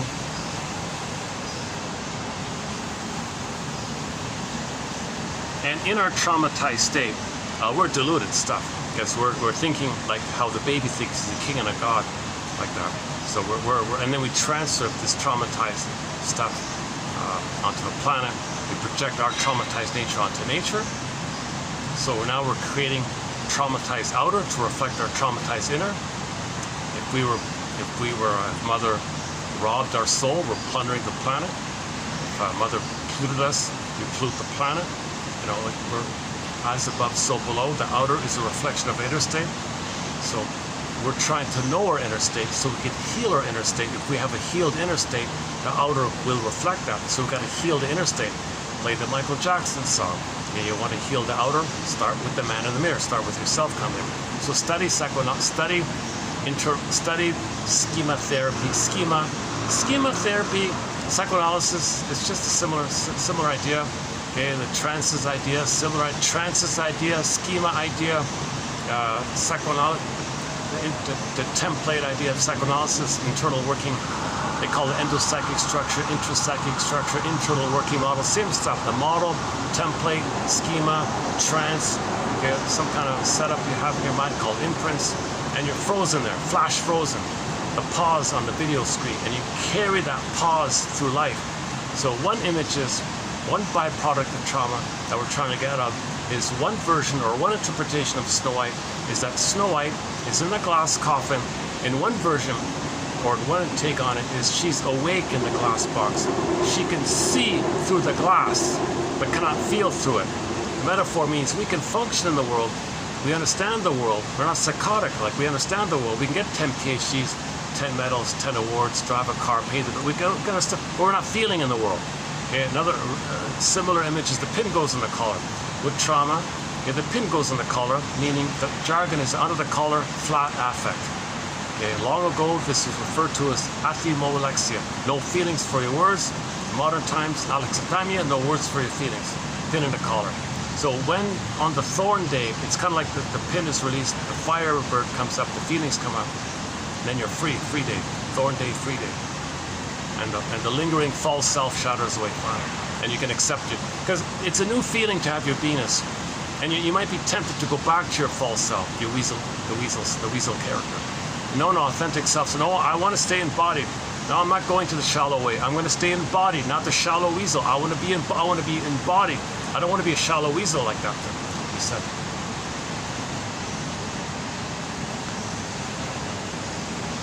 So yeah, so they called the false self the shallow weasel.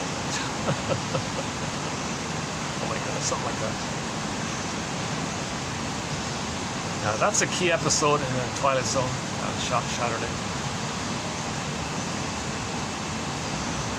How are we doing here? Let's see. Let me check the time. Let's check the battery. 41. Oh, battery's holding up. Hey, look at that. 41%. Well, that's pretty good. My battery's doing well today. You're kidding. Wow. Huh.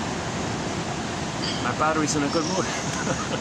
That's called anthropomorphism. If I attribute human qualities to something not human. Oh, my battery's feeling.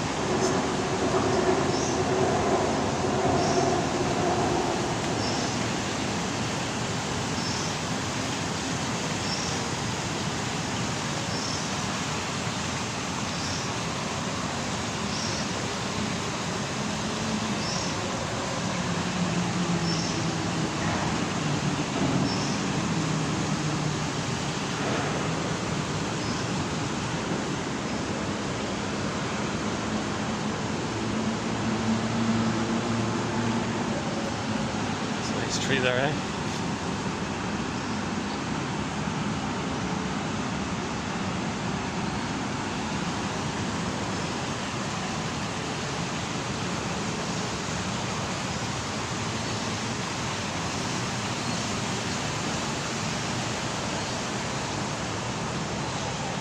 Is there better lighting here?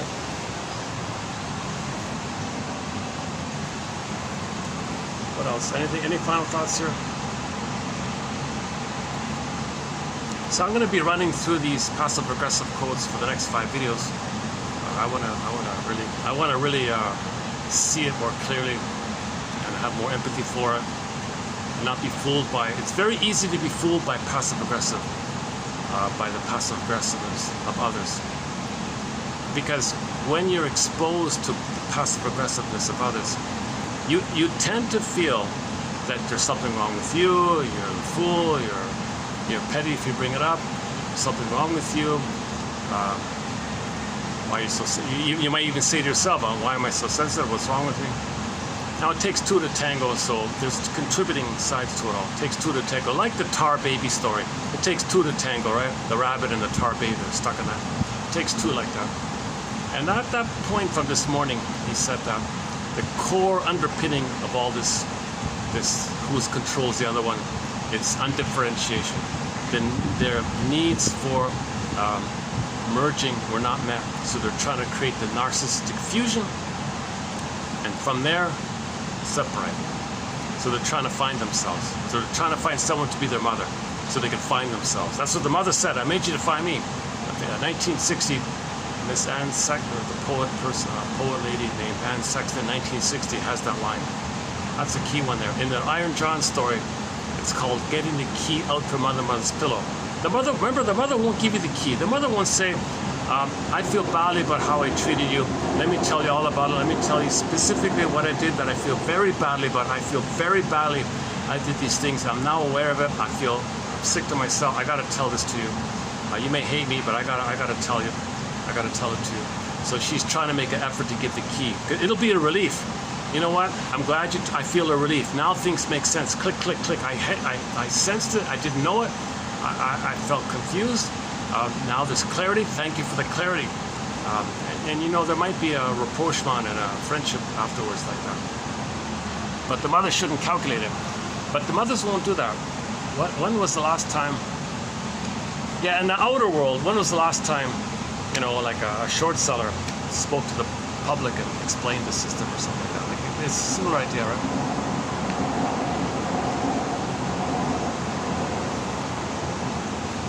So the mother was passive-aggressive. Just like short sellers don't explain the system to the people. That's a passive-aggressive move. Okay, that means that maybe the short sellers experienced a time with the mother where the mother told them you cannot express anger, so they develop passive-aggressiveness. So the passive-aggressive towards others as a reflection of their inner state. Your behavior in your life is a reflection of your memories, your template. As above, so below.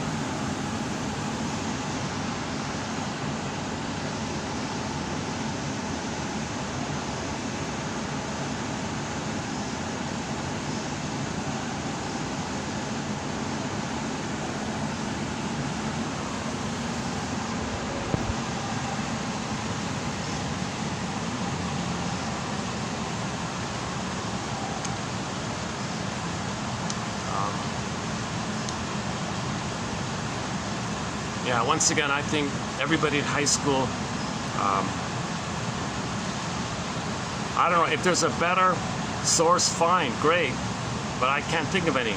So I'm saying for the time being, it's very biased, of course, but I think every graduate of high school, when they get their diploma, hand them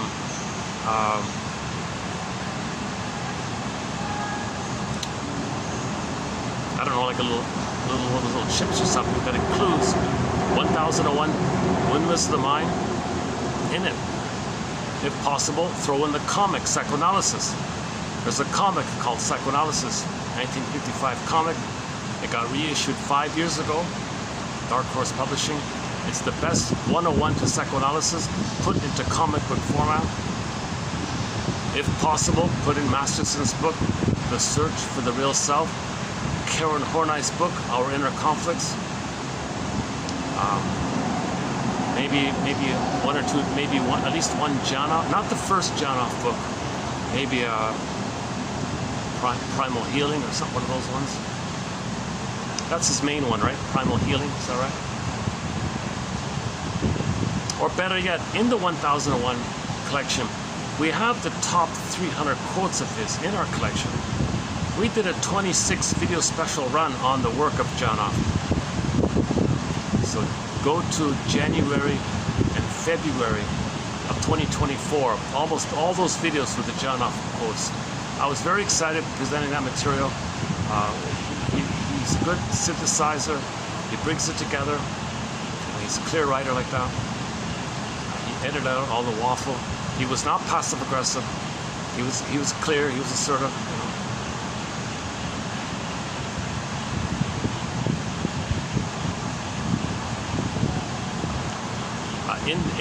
In this 1001 collection, we also have the best quotes from Milan Golem's book called Trapped in the Mirror, and her sequel called Unloved Again, and Cheechworth's book called Why We Pick the Mates We Do is in here. And a sprinkling of quotes from thousands of authors, well, hundreds and hundreds of authors. LaPonche and Pontalis is in here. Okay, Solani, Guntrip, so on.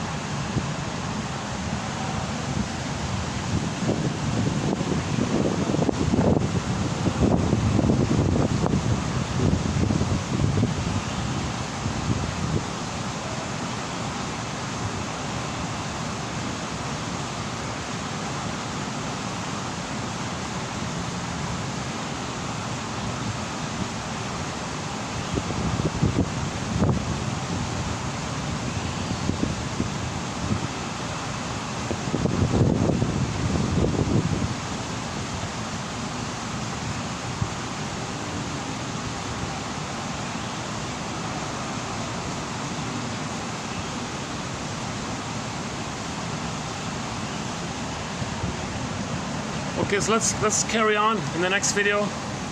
Let's close it up here. So thanks very much. Why don't we close it up with a cover of Carry On Wayward Son by the cover singer Deli Ristic out of Brazil. So here's Deli Ristic. I'll just play her cover. When it finishes, I'll just close the video. So thanks very much. We'll see you in the next video.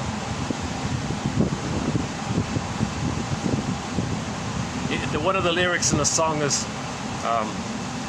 and now you no longer feel empty.